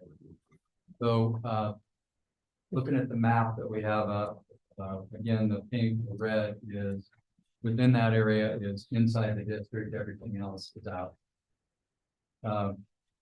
The initial boundary is focused on the core area and includes areas of known support, as Linda just pointed out, for those who want to be in the district. We just want to make sure that's clear. And also others can be added at any time in the future. After this district is formed, somebody comes, says they want to be part of it, it can be added at a later date. Could you try and speak a little closer to the mic, please? Sure. Thank you so much. Thank you. Oh, that much better. All right, good. Next slide, please. So this is a graph out of our economic feasibility statement, just general discussion here. It's a financial framework that estimates the funding capacity of the district at startup and over the course of the next 10 years based on a series of assumptions that we've made, including revenues, operating expenses, capital costs, et cetera, et cetera. We assumed a $5 million project budget initially, plus $100,000 to start up the district, so 5.1 million essentially in total. What this analysis doesn't do is to evaluate or select a preferred system design. We're not to that point yet. There's a lot of different options that are available. Some have already been evaluated, others have not. But I expect if the district moves forward and funding is available, we would be looking into that closer in terms of what would be the best collection treatment system for the area. We've also assumed that rates would increase at 3% per year with inflation to cover O&M cost increases. On the graph that we're looking at, we assume that funding would be secured in 2026, construction in 2027. That may be optimistic or overly optimistic at this point, but could be shifted out as necessary. But this is just for discussion purposes at this point. The brown represents revenue coming into the district. Blue is costs going out and also O&M costs going out, and then debt service is kind of the olive colored shade there. You can see in the first few years it's pretty tight, but as the years go out, there's additional revenue in over and above the expenditures as we go out. Methodology that we utilized was to estimate the number of equivalent dwelling units that are in the boundary. One equivalent dwelling unit represents the average daily flow from one dwelling. So initially, based on existing uses, all of the existing uses, there's 139 EDUs estimated. We also assumed a 10 EDU per year growth factor. So that's 10 additional hookups, EDU hookups each year after that. There's growth potential as well. So we evaluated the zoning and came up with some estimates for future uses based on zoning, which accounts for another 151 EDUs for a total at build out of 290 equivalent dwelling units. This next slide looks at assumed system development charges, fees that people would pay to connect to the system to help pay for the debt service, essentially. And so we assumed an $8,000 per EDU hookup fee or SDC. This is consistent with what we see elsewhere in Central Oregon. Bend is almost $6,000 on average, but depends on the size of the house. In Redmond, $5,000 to $13,000, depending on the water meter size. Sisters, $5,000 to $9,000, again, depending on the water meter size. An affordable range, one of the things that we took a look at is 1% to 2% of the median household income, which equates to $52 to $104 per month in Tumalo. And we assumed an $80 a month per EDU rate. So we're within that 52 to 104 affordability range there.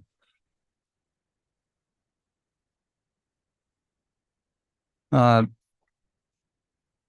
I mentioned, we assumed a $5 million sewer project cost for analysis purposes. Again, we don't know for sure what it's going to be. We'll have to do more work later on, but we think we can develop a collection treatment system for approximately $5 million, more or less. Actual cost to be further refined down the road. And we're showing a breakout of those costs. 1.8 million in the collection system, about $350,000 for connections to buildings, residences, et cetera, and about 1.4 million in the treatment system altogether. And then some of the other soft costs that go on top of that gets us to our $5 million total estimate for the project. Some of the funding assumptions, it's total of 5.1, as I pointed out. We're including $100,000 for reserve beginning balance. We're assuming $1.8 million in low interest loans, probably Clean Water State Revolving Fund, and $3.3 million in grant funding. Hoping for as much forgivable as we can get on that. So turn it over to Ryan. Thank you. Thanks, Jeff. Greetings, commissioners. My name is Ryan Rudnick. I'm a project manager and civil engineer with Parametrics. Have the pleasure of being involved in sanitary district formation of both Terrebonne and Tumalo now, and really proud of this group and what they've achieved to this point. So again, forming the sanitary district is just the first step towards developing a sewer system in Tumalo. That said, I'm just going to talk through some of the items that lay on the horizon for the district and what would occur after this point. Can I take a look at that? I can't quite see the text I put up on the screen there. That's why I brought it. Thank you. So right out of the gate, the step would be to elect board members, and that could be folks from beyond this group as well. If you live in the district or own property within the district, then those folks would be eligible to run for a board seat and direct the future of the district. The district could then pursue funding, and that's a key reason why this is the first step in pursuing additional funding for design and construction. So the district is an eligible entity for planning, design, and construction grants and loans. So the district could then pursue funding for district operations to continue running the district and getting it up and running, and a preliminary engineering report, so sewer planning and design. Once a identified wastewater system is decided upon, then they can pursue funding opportunities for project design and construction. Some of the opportunities there include the DEQ Clean Water State Revolving Fund, which has been instrumental for Terrebonne. That's been the main funding source for Terrebonne, or will be. EPA also has a program known as the WIFIA program. Oregon Business Development Department, Infrastructure Finance Authority, USDA rural development loans are another good option, and then congressional funding, which has been an option pursued with the Terrebonne Sanitary District. So there are a lot of different options there on how funding can come together. The proximity to the river, I think, is of great concern with regard to all the on-site wastewater systems, and so I think Tumalo is in a good position to pursue funding to protect the environment. So Ryan, I have a question. I remember with Terrebonne, somehow I thought it was because Phil Knight's income was put into the average, but it was like 66,000 or something, which seems so inappropriate. Is the income level in Tumalo such that you can get some of the grant funding that we were considering, that we were hoping for Terrebonne, that I don't believe we have qualified for? I don't think Tumalo will qualify. The income requirements are pretty strict to get income-based funding and to qualify as a low income or even moderate income community based on OBDD and USDA thresholds. Crescent even didn't paid for an income study, the Crescent Sanitary District, to try to pursue that funding, and they didn't even qualify. So yeah, and you can see in the economic feasibility statement the boundary for the census data that median household income is based on, and it's pretty tight to the unincorporated community boundary of Tumalo. Thank you. It doesn't include a ton of property up on the on the mesa, the plateau up top on both sides. So the next step would be to design and build a sewer system in Tumalo. And there are some other options as well for a system to be secured by the district, but there's that.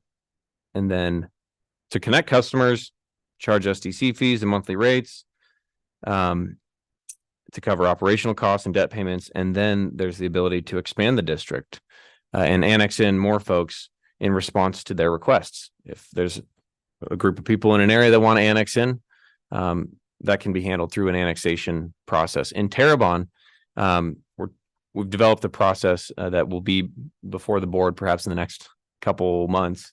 It's going before the Terrebonne Sanitary District Board this week. It's a resolution that they're passing that's based on a stack of one-page applications from the property owners. So the district facilitated a very smooth and easy process for property owners to write down their information, their property information, draw out their property on the map and submit it. And then the district does the legwork of doing the map, the legal description, and paying the deposit and whatnot, and kind of doing the paperwork to facilitate the annexation on behalf of the citizens within their district. So a similar process could be considered for Tumalo as well, to streamline it, make it easy for folks to join. Please make it easier. People have enough things to worry about. Brian, could you mention how successful we've been in Terrebonne in it's looking like 75% of the construction maybe in the form of a grant?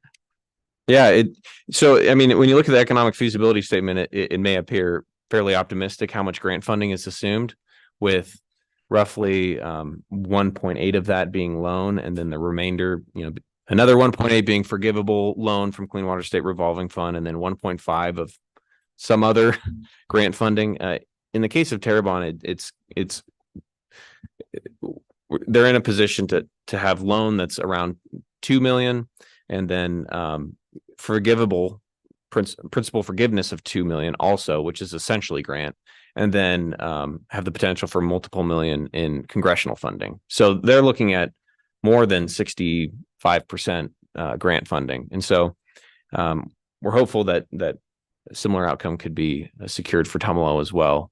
And it's a compelling case, I think, to funding agencies that this is the first step. They need extra help to get started. Once the district's up and running, they can cover their own costs and take out loans. But at the outset, there's a great need for grant funding to make connection and participation in the system affordable to customers in terms of both the upfront costs and the monthly rates. So that's been encouraging to see how things have unfolded there. But again, this is just the first step in moving towards sewer solutions for Tumalo. All of these other elements will be worked out with the future board that would be elected after formation of the district. So that's my piece on a brief look forward. Any questions for us before we step away for the hearing? Any other questions? Thank you so much. Thank you. So now we have citizens that have offered to testify today. The first one, you do have 3 minutes to testify, and the first one will be Jeannie Fraley.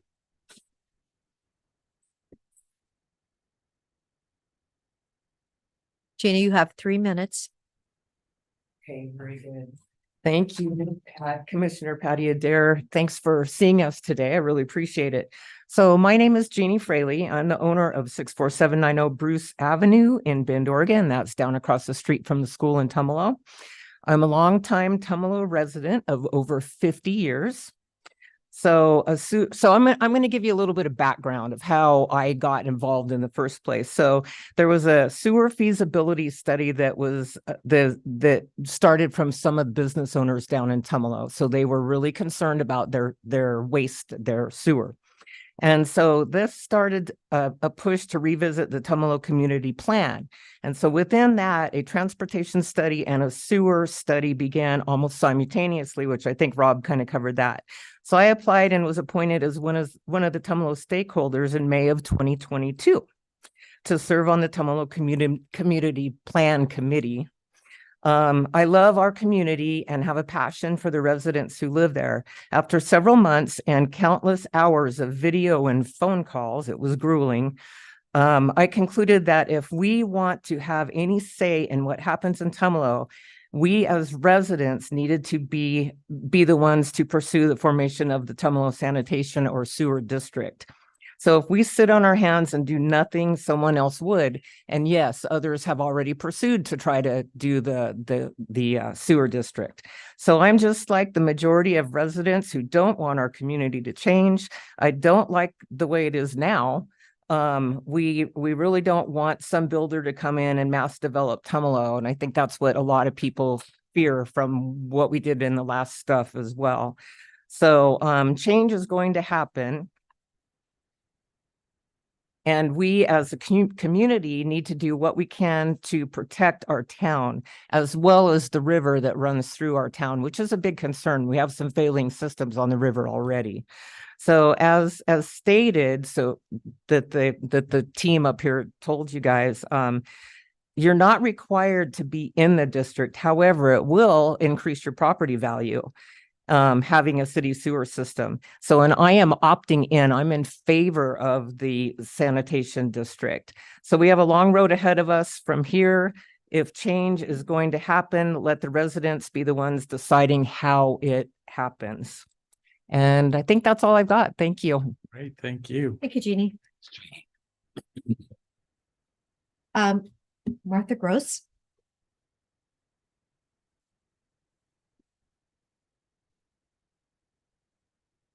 Thank you for hearing us today. I'm Martha Gross. I live at 19933 Elm Lane. I've lived there for 22 years. It's I'm 2 doors from the Deschutes River. My well is shallower than 100 feet. I want neither for my septic waste to contaminate groundwater in my surroundings, including the river, nor do I want other wastewater to contaminate my fresh water. For decades, my family has played in downtown Tumalo area and the Deschutes River. I'd like to see it kept as pristine for the next generations as it has been for mine.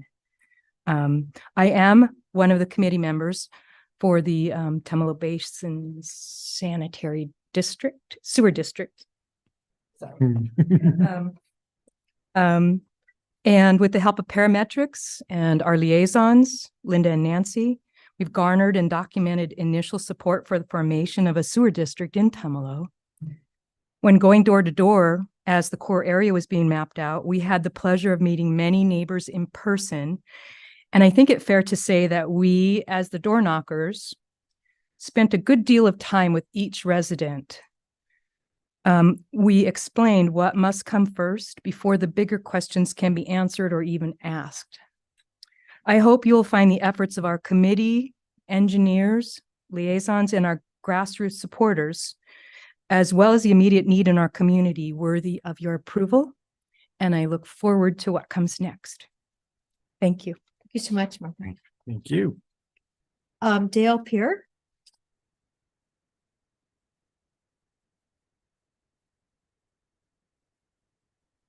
Good afternoon. My name is Dale Pierre. I live at 64711 Wood Avenue, directly behind the Tumalo School. I'm also here to speak in behalf of the Laidlaw Domestic Water District. It's very concerning to me, some of the issues we've seen in the neighborhood, such as a failing septic tank on a riverfront lot that was flooding back towards our meter box for that property, which if we hadn't had backflow devices installed a couple of years ago, could have been a major disaster in our area. Another one was right next door to me when the school system failed and flooded effluent into my own yard.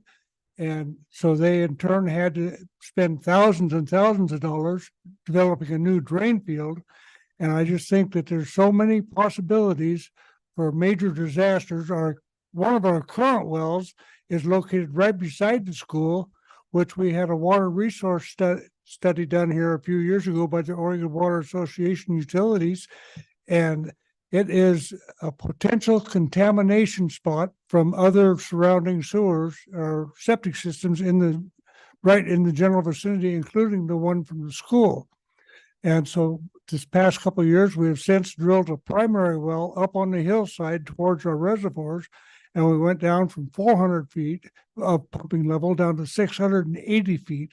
We're getting our water from much cleaner water, but we're still use the other wells as backups just in case of an emergency. If we have a major fire or something and we have to tie it into our system, we still have a potential for a major disaster by pumping a lot of water and putting a siphon on our system. And so therefore, I support this, even though I have a fairly new sand filter system that's working perfect. I've got backup pumps in my own shed for it. And I'm still saying, hey, I'll hook up to this system as soon as it's in front of my house. I feel that strongly about it. I thank you. Great, thank you. Thank you so much. Dale, how long ago did you put your system in? Pardon? How long ago did you put your sand filter system in? 25 years ago. Okay, but it still is working correctly then? Yeah, it's maintained on an annual basis with a contract for septic system provider. Yep, good. Which is required by the county. Ooh, okay, That's an annual thing. all right, great. Dale, Like- if I could ask you one more question, I could have asked, Okay. I could have asked Rob this, but the Laidlaw Water District, is that entirely fee-based or is there a property tax No, associated? that's entirely fee-based. And at one time it was very desperate. And it was primarily because of management not properly collecting the bills. After new management, we've got ourselves back on very solid ground. And I just throw out there, one day I had the owners of Avion Water knock on my door. Introduced themselves and said, we're interested in buying Laidlaw Water. And I said, I'm sorry, but Laidlaw Water is not for sale. Number one, it's a government agency. Number two, our users want to have control of the system. We don't want private enterprise coming in here and telling us what we're gonna do. And he said, oh, and he had his engineer with him. And he looked over at his engineer and said, none of the good ones are for sale. So this concept of a fee-based sewer district, it won't be, it won't seem odd to people. They already get their water from a fee-based water district. Our average water bill for our entire system, we just figured out here a couple months ago, is $77 per household annually, per month. That's the monthly rate.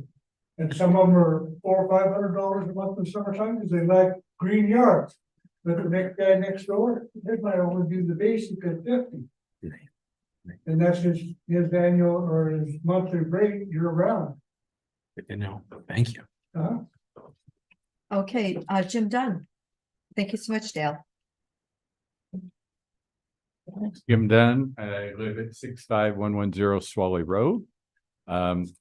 You may recall I had a real issue with the feasibility study and provided my testimony at that time. I want to thank Commissioner DeBonne for challenging the Tumalo residents to start their own water district. And I appreciate Rob's initiative to take that as a challenge and bring it to you today. So the leadership with Rob, I am all for this. The previous options that we had. As you know, I was not for that, just from the integrity. I think the private entity that was being proposed before, you saw a resounding no. But today with the Laidlaw model overlaid in the Tumalo Basin, I'm all for it. So thank you. Thanks, Jim, for Thank taking you. the time. Okay. Is there anyone else in the room that cares to testify? Would you mind filling out a blue form when you get done?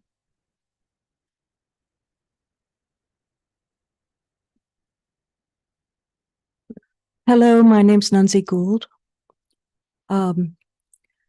I have a couple of things I'd like you to look at. The last 2 pages that were attached to your meeting agenda on this agenda topic talk about stuff that's in the comprehensive plan, about future legislation that would require people to hook up if there is a sewer district formation. Annexation that you wouldn't be able to opt out if you didn't want to be connected. And so while I understand the complexities and why we're here today, I don't think the bigger picture has been completely represented to you. And if you look at the map that's part of the proposal, it talks about the Tumalo community, and it has a green outline, which actually doesn't actually outline stuff like the red outline outlines stuff. And that's part phase A that they're trying to discuss and for which they got the signatures for. But in that map, there's a green outline. If you could put that up, maybe your staff or your legal counsel could put that up on the screen. Or maybe I mean, the that map. Yeah, look at the green outline. What is the green outline outlining? Of their statement, the economic feasibility statement. Right. So if the green outline is to outline the Tumalo unincorporated community boundary, which is a boundary that the county has, then that map should clearly show what that area is. And the map that is attached here does not completely reflect that. And I think it's important, since there's language in this document about annexation, that we have a complete system that people can understand. So under the materials that are put in your agenda packet, there will be pressure on people to hook up to this sewer district. And there will be pressure to annex in more property to be reducing costs. And if you look just at Exhibit A, I don't know where you would actually build this system within your Exhibit A boundary. Like, where would it actually go today? And I heard testimony about, well, the next phase is you elect the board of directors and you design and build the system, and that could begin by the year 2026. That's just like around the corner, pretty quick, right? Well, I don't know how or where that would get located within Exhibit A boundary. So the other discussion was, or there are other options, right? And I get it that the engineering of what this thing might look like hasn't been finalized, and a pile of money is going to go towards that in the future to design it. And only then will you really know what the cost is of hookup, et cetera, et cetera. So I think there's an incomplete map today as we talk about a boundary that the county already has, so that there's clarity amongst your community. And the last question I have is there a role of this board to be overseeing this district like you do on the fair district that collects SDCs, or on a road district where you often are the overseeing entity?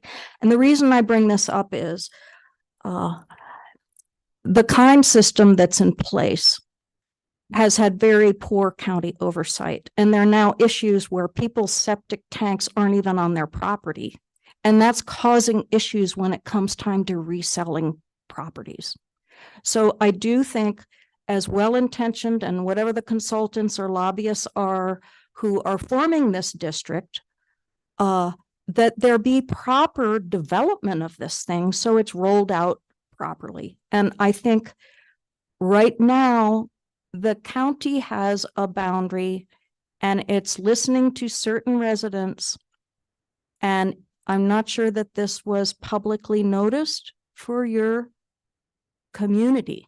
So I get that it's specially run and I get that they're just want to talk about Exhibit A, but there really is a much bigger picture here that I think needs to be brought to the community and the oversight of this board so that it gets developed out. And finally, I'd just like to say, there has been a lot of development in Tumalo with the existing systems that are in place, some sand filters, some just a whole plethora of options. We wouldn't have had a new fire department. We wouldn't have the bite. We wouldn't have the Tumalo store. We wouldn't have the school. All those things are functioning fine today.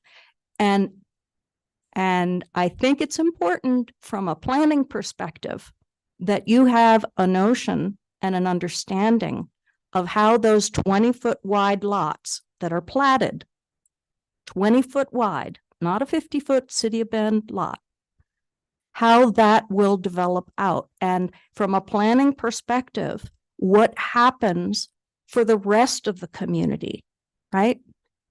So how are we dealing with intense growth that follows sewer systems? We've seen that all around in our community. Sisters is an example. And what the services are that come with that.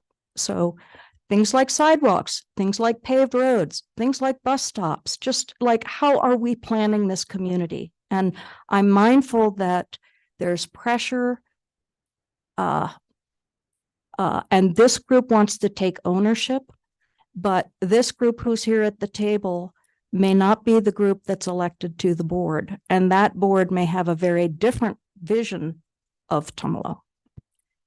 Those are my comments. Thanks. Thank you, Nancy. And if you'll turn in your blue form, Tony Norris, please.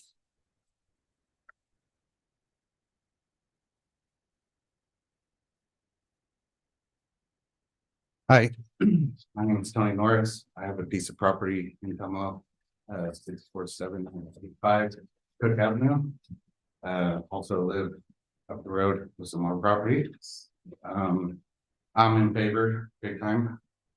As you saw in the statement of the average wage or income of Tumalo, some people don't have the money to argue about this or it doesn't get infected, but on average, a new sewer septic system is about what, $40,000, and $8,000 is a lot cheaper to deal with that, and then have a monthly payment. So I would say there's no question about this. Sorry, I don't like talking in front of people. You're doing a great job. Yeah. No, thank you so much. But, Thanks for coming today. You think about the looks of filters. You're talking about the looks of Tumalo, don't want that changed. Here's these people working hard to try to keep it a small town. I've been in Tumalo since '99. And it's changed big time, and I really don't want to see a huge amount more. People are calling us the old sisters. And we want to keep it old. So money wise and everything, I think there's a no-brainer on this. So thank you. Thank you. Thank you. Thank you, Tony, for coming in. We appreciate hearing from you. Are you done? Great. Is there anyone else in the room that would love to give us their input today? Stephen? Is there anyone on Zoom? Is there anyone on the telephone line? No. So there's no more people? Okay, all right. I know this is our first hearing, and I know we are required to have a second hearing on August 7th. Dave? Commissioners, you have before you today for consideration order number 2024-024. And we'd ask that you consider and sign that today. It indicates that you will have accepted the formation petition and that you have set a final hearing on the petition for August 7th. And again, as we said at the outset, between now and the beginning of that hearing, if folks who are registered electors within the proposed district want to have an election as opposed to have the board form the district by board order, then they have until that time to come forward with their written request for a election. And it would require 14 of the 90 folks that are registered electors in that district to submit that written request. So Dave, just what Nancy Gould brought up today, I'm wondering if that's something that should be addressed by us, or I don't know, maybe Chris Doty has something just that he would like to say, maybe not. But I mean, I just, she made some comments and I didn't want to, everyone else has been, incredibly supportive. And I'm wondering, do we have to acknowledge what she's testified today? Or You do some certainly research? acknowledge it. I mean, your function today is just to determine if you're going to accept the petition and move it forward to the final hearing on August 7th. So any of the information that's presented to you could be relevant on that point to the extent you believe it is or isn't.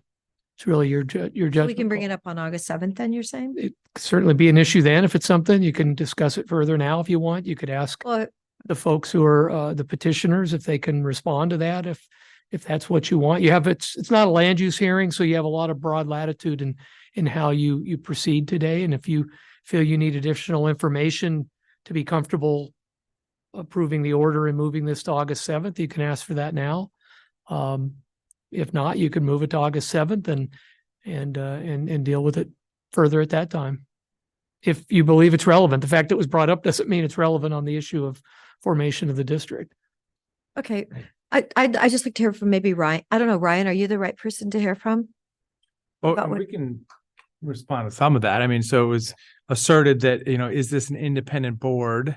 Would we have oversight? And I mean, it would be an independent elected board. It's its own entity, be able to do contracts and to provide the services. That's correct. The Board of Commissioners would have no oversight over that entity. And I mean, just to clarify, the appropriate entity to have oversight over a sanitary district or sewer district are state agencies, Oregon Health Authority, Oregon Department of Environmental Quality, entities that have water quality regulatory powers are the ones that ensure that districts are performing their duties, and they're the ones that you should file complaints with if there's violations. So we can at least address that right now. And then I do believe that in the feasibility study that was performed, there were at least some kind of general references to kind of physical layout and locations of potential facilities for the three options that were studied. So I mean that would be a place to start to get a sense of where things might go if this infrastructure was built out.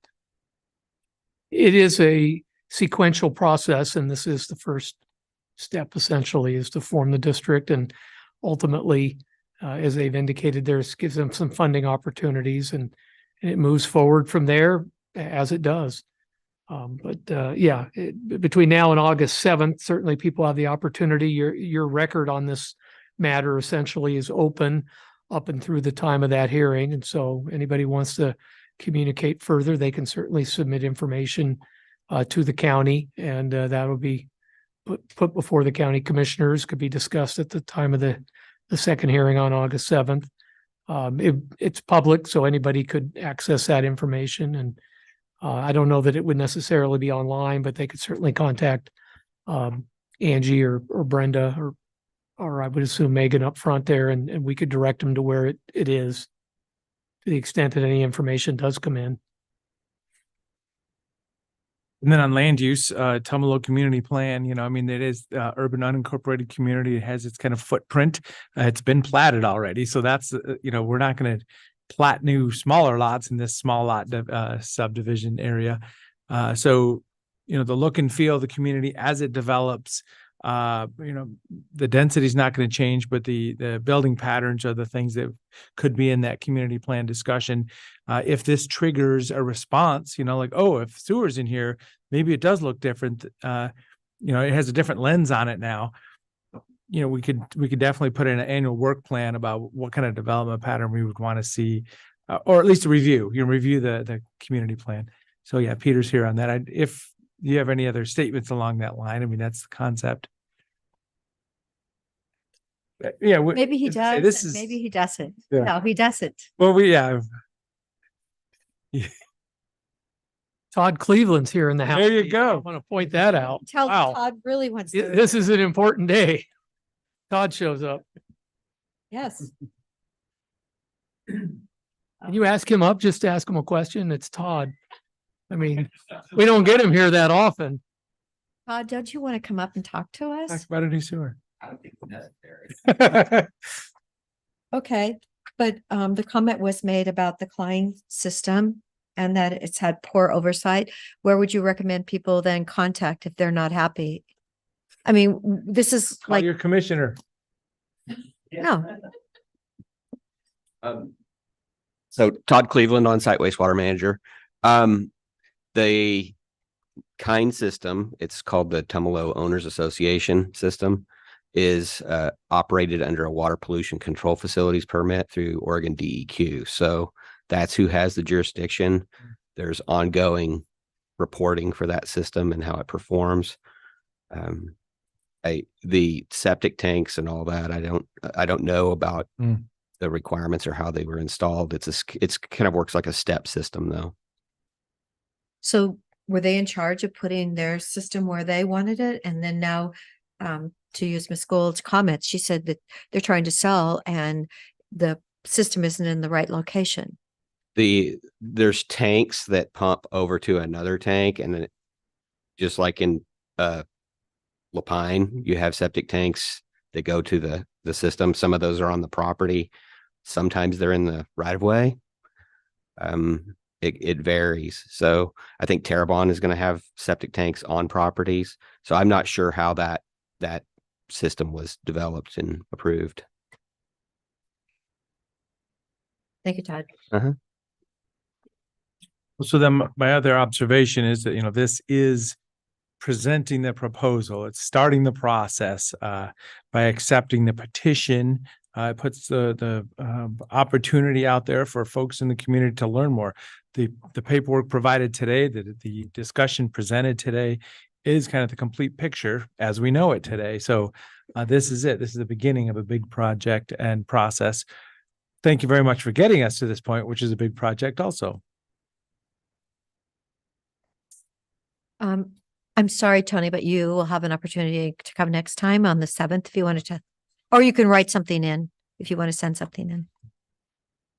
If we're moving towards closure on this item today, I would just like to thank the community members from Tumalo for taking control of your own destiny and watching out, being good stewards of your local groundwater and the river that runs through your community, and thinking about what you want commercial activity and future growth to look like, and recognizing that things will change, but you can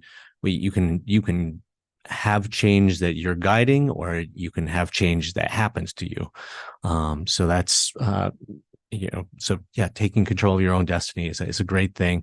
I'm also really glad that I would say I'm glad that this is moving forward very quickly, because as we heard from the Terrebonne example, there is a lot of infrastructure money available right now that may not be available in a couple of years. So the faster we can move, I think the better chance we have of securing some of that federal funding or state funding that's spilling over from that in order to address this very important community need. Okay, so I do believe we need a motion. Yeah, with that, I can move approval of order 2024-024, accepting a petition to form the Tumalo Basin Sewer District and setting the date for a final public hearing on August 7th, 2024. And I will second it. Is there any further discussion? Calling for the vote, Commissioner Chang, Yes. Commissioner DeBonne. Yes. And the chair votes yes. Great. So thank you so much. Congratulations. Thank you. Thank you, commissioners. Thank you, Mr. Doyle. All right, we have other items. I've got one. Alex Gardner from State Police. We might have all got this. I don't know. That's why I'm bringing it up right now. There's a study bill that was in the legislature. Oh, wait a moment. Yes. The study bill was in the legislature for medical examiner services around the state. So I got this email, and as I say, I'm not sure if we all got it or whatever. So we can all discuss, and it really has some recommendations about what this group would like to see in the next legislative session. So it's a full-on legislative ask. It's something that really matters to us, that talks about Central Oregon being a location for a future facility, the partnership between the state medical examiner's office and the counties. And it really matters to us. So I'll forward it to Nick, and we'll make sure it's a legislative follow-up on this. Great. And as far as another legislative follow-up, it's the Oregon Fair Plan needs legislative attention immediately. So hopefully we can make some suggestions to our legislators regarding home insurance. People are being counseled. Options are really disappearing, and it's really not going to be easy for people that own homes in Deschutes County, and or some people that own their homes free and clear are taking the risk of not doing homeowners insurance. And that could be quite financially devastating if something happens. So hopefully we can get them. I believe that the limit right now is 600,000 for the home value. It needs to go up. Commissioner Chang? I'll just report that Redmond Economic Development Board met this morning, and there was a lot of interest in county land use and a lot of questions around, what's the zoning like around the outskirts of the city of Redmond? What can you do there? What can't you do there? I suggested that Reddy make a request to the county to have someone from CDD come and give a short presentation for Reddy, or they could do it by Zoom or something like that. So there very well may be a request that follows that discussion that we had today. That's it. Okay, and we did have our fire-free meeting yesterday morning. It was fairly well attended, and it had a presentation from the Pacific Power. Jackie from Oregon was not available, so a gentleman, I believe Horace from Washington, did give the presentation on what Pacific Power is doing as far as keeping our region safe, and the fact that they've added so many meteorologists in the region, hundreds and hundreds all over the state, so they know exactly what the weather's doing and what kind of reaction they need to do. So that was interesting. So anything else? Oh, just acknowledging you and I were in the same meeting with Congressman Bentz yesterday for a while. It was definitely his meeting. He did a great job communicating with the citizens about their concerns for the fires that had started in the area. Forest Service, BLM representatives were there, and other community members. So it was a little bit of news coverage today on that also. Right. He had the insurance industry there, the banking industry, the fact that when people can't, get insurance and their financing, it makes really for a difficult third-party issue where you're paying maybe double, triple what you might have thought you were going to pay for your homeowner's insurance in order to actually get your loan signed off on. So it was a great group of the community, and great to see them. So anything else from staff? No? So can we go to executive then? Please? I could just make a statement. We have a statement to be read. Yes. The Deschutes County Board of Commissioners will now convene an executive session pursuant to ORS 192.660. The specific authorization for this executive session is ORS 192.660 subsection 2E, which allows the board to meet in executive session in order to discuss real property negotiations. Designated staff and the media are allowed to remain during the executive session. However, the media may only report that the board met in executive session and the identified basis for meeting in executive session. Recording devices are not permitted. No final decisions will be made in executive session, and at the conclusion of the executive session, we will open the doors and invite the audience back to the meeting. Okay, I believe it's executive.